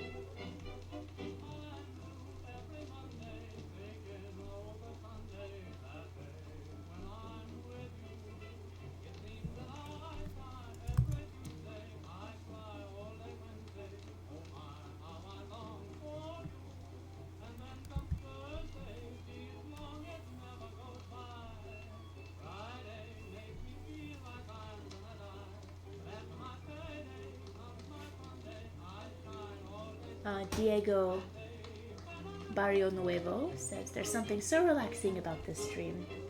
Thank you. I can't exactly promise a thrill a minute, but I can promise an even keel. And you know, sometimes that's what you need. People like Bob Ross.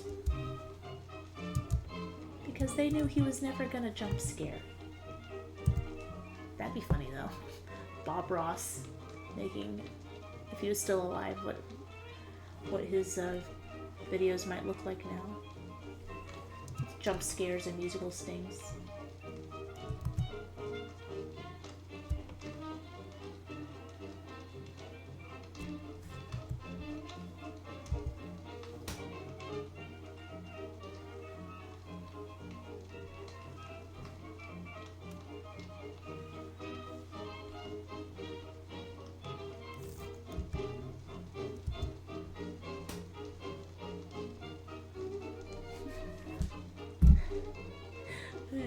I'm still thinking about it.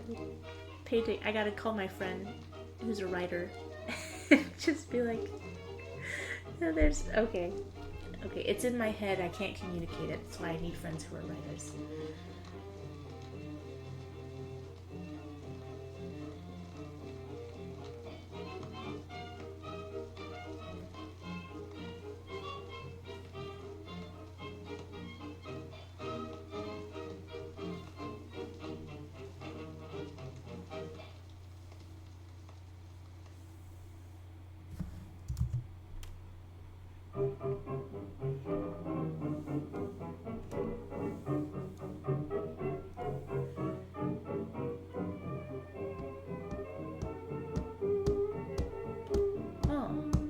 Says, I grew up with Hanna-Barbera cartoons, and it excited me to hear that those cartoons are getting a cinematic universe.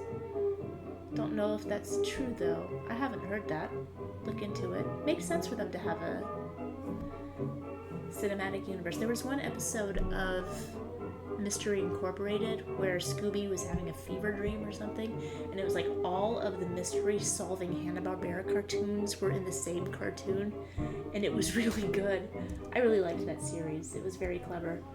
It was able to do, like what we said before, provide something new and familiar at the same time.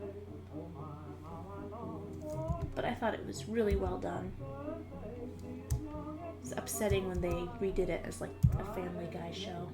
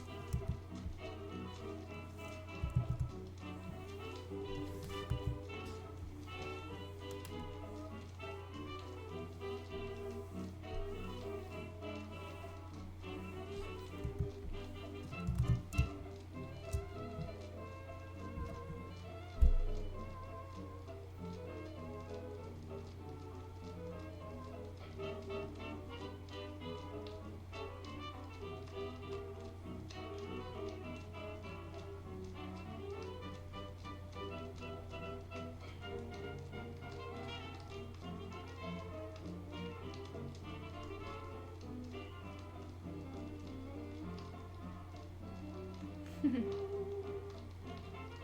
yeah, Brackenwood. Brackenwood was awesome. That was the show that made me think, wow, you can actually animate something really nice looking in Flash.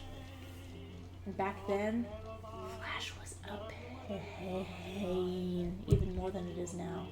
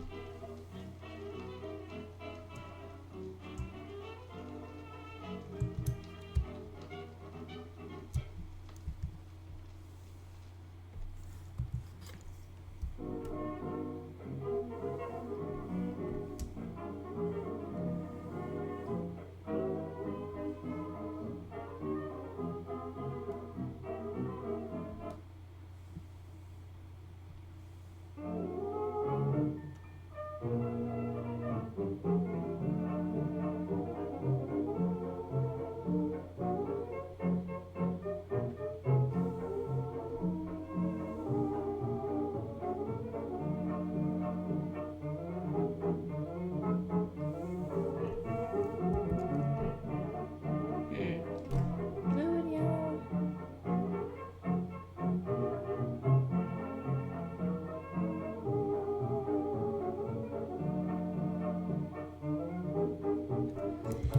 Nah, I'll just stick to them. They're a team, so they should have the same color scheme.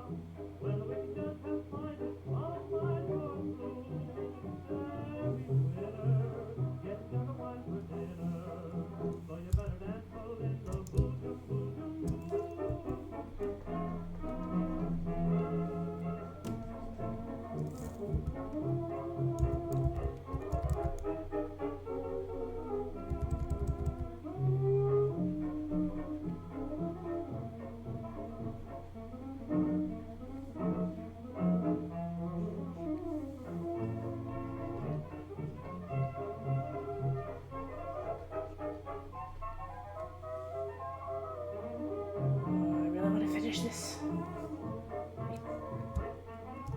right now. I want to be done. I have one more after this. Oh.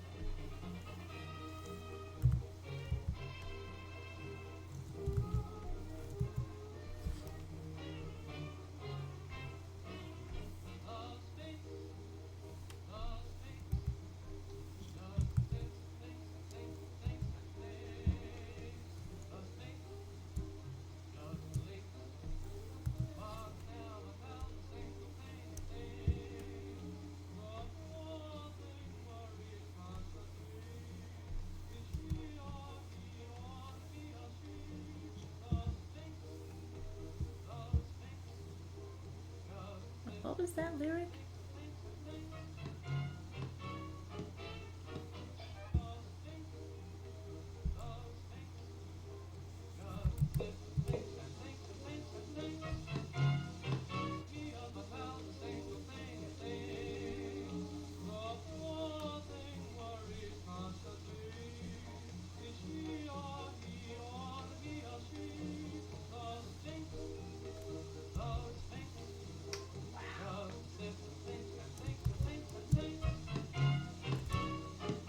Sorry, something just came together for me. Yeah.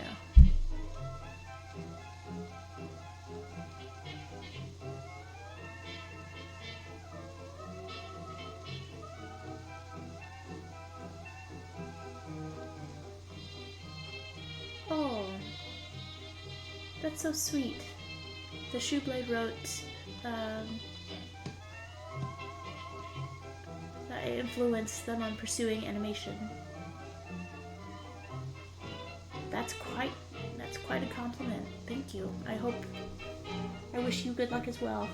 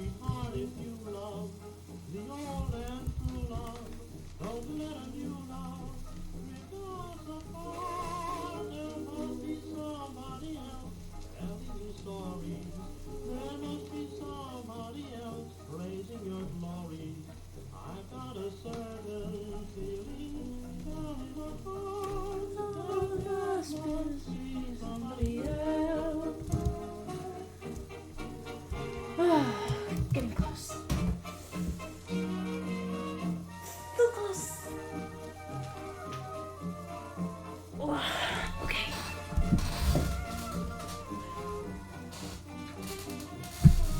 Oh, thank you.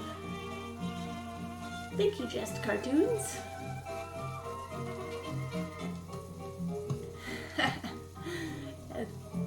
Zenian Arian says, liking the old-timey music with your DJ Joe. Must be somebody else. There must be somebody else. Let's see if there's any songs that I know.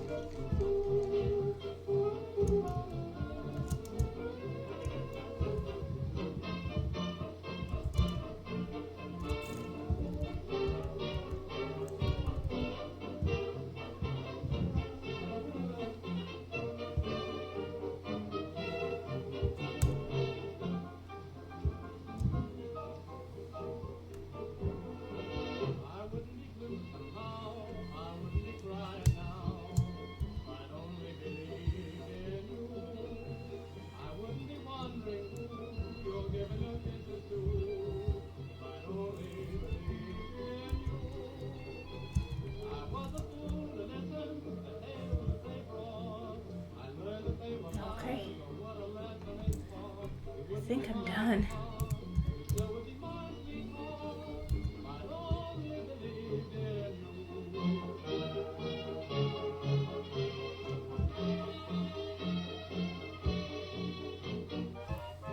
One last thing.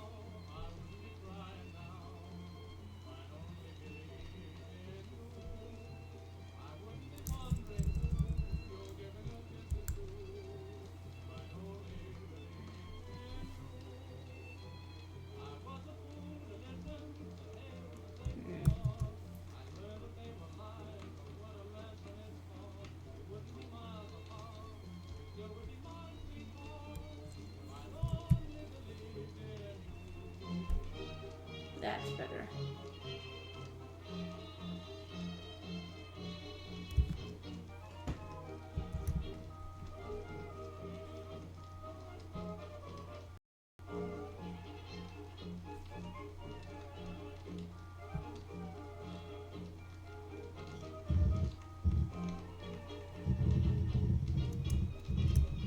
This red is too deep. Oh.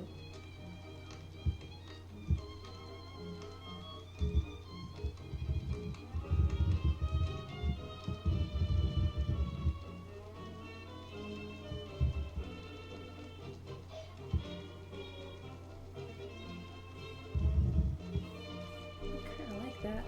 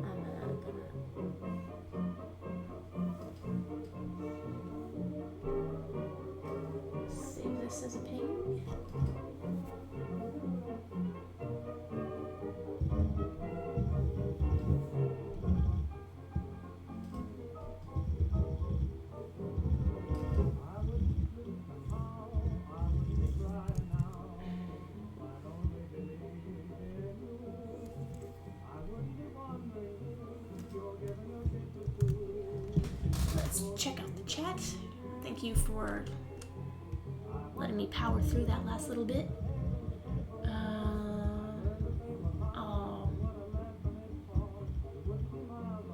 Ron left. Bye, Ron.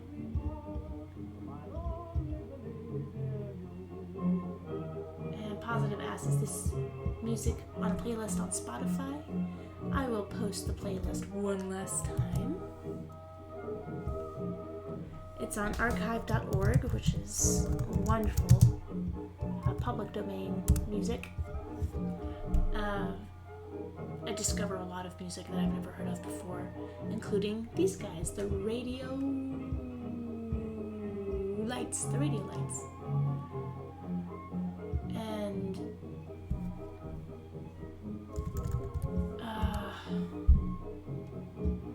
yeah, just as a last bit of shillery, if you want to support me in general, you can go buy merch at my TeePublic shop. I am going to be adding more designs, but had to finish this commission first. But then once I get to 25 designs, I'm going to work on the pinup book. Lazy Student says, random controversial opinion. Coffee tastes bad. I agree, that's why I drink mint tea. It's very refreshing. No caffeine.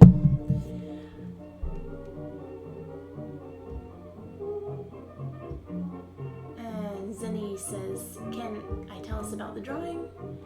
It was for a commission, basically. But I'm almost done. I've only got one more illustration left in the commission. So, yeah. But that's basically everything. I'm so glad I was able to live stream and have it not get cut short. My last couple ones seemed...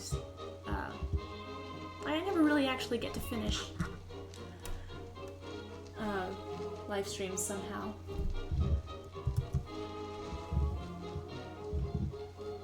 But this one, I actually took it to completion, so I guess I'm allowed to go to sleep tonight. Here's the link to my merch as well.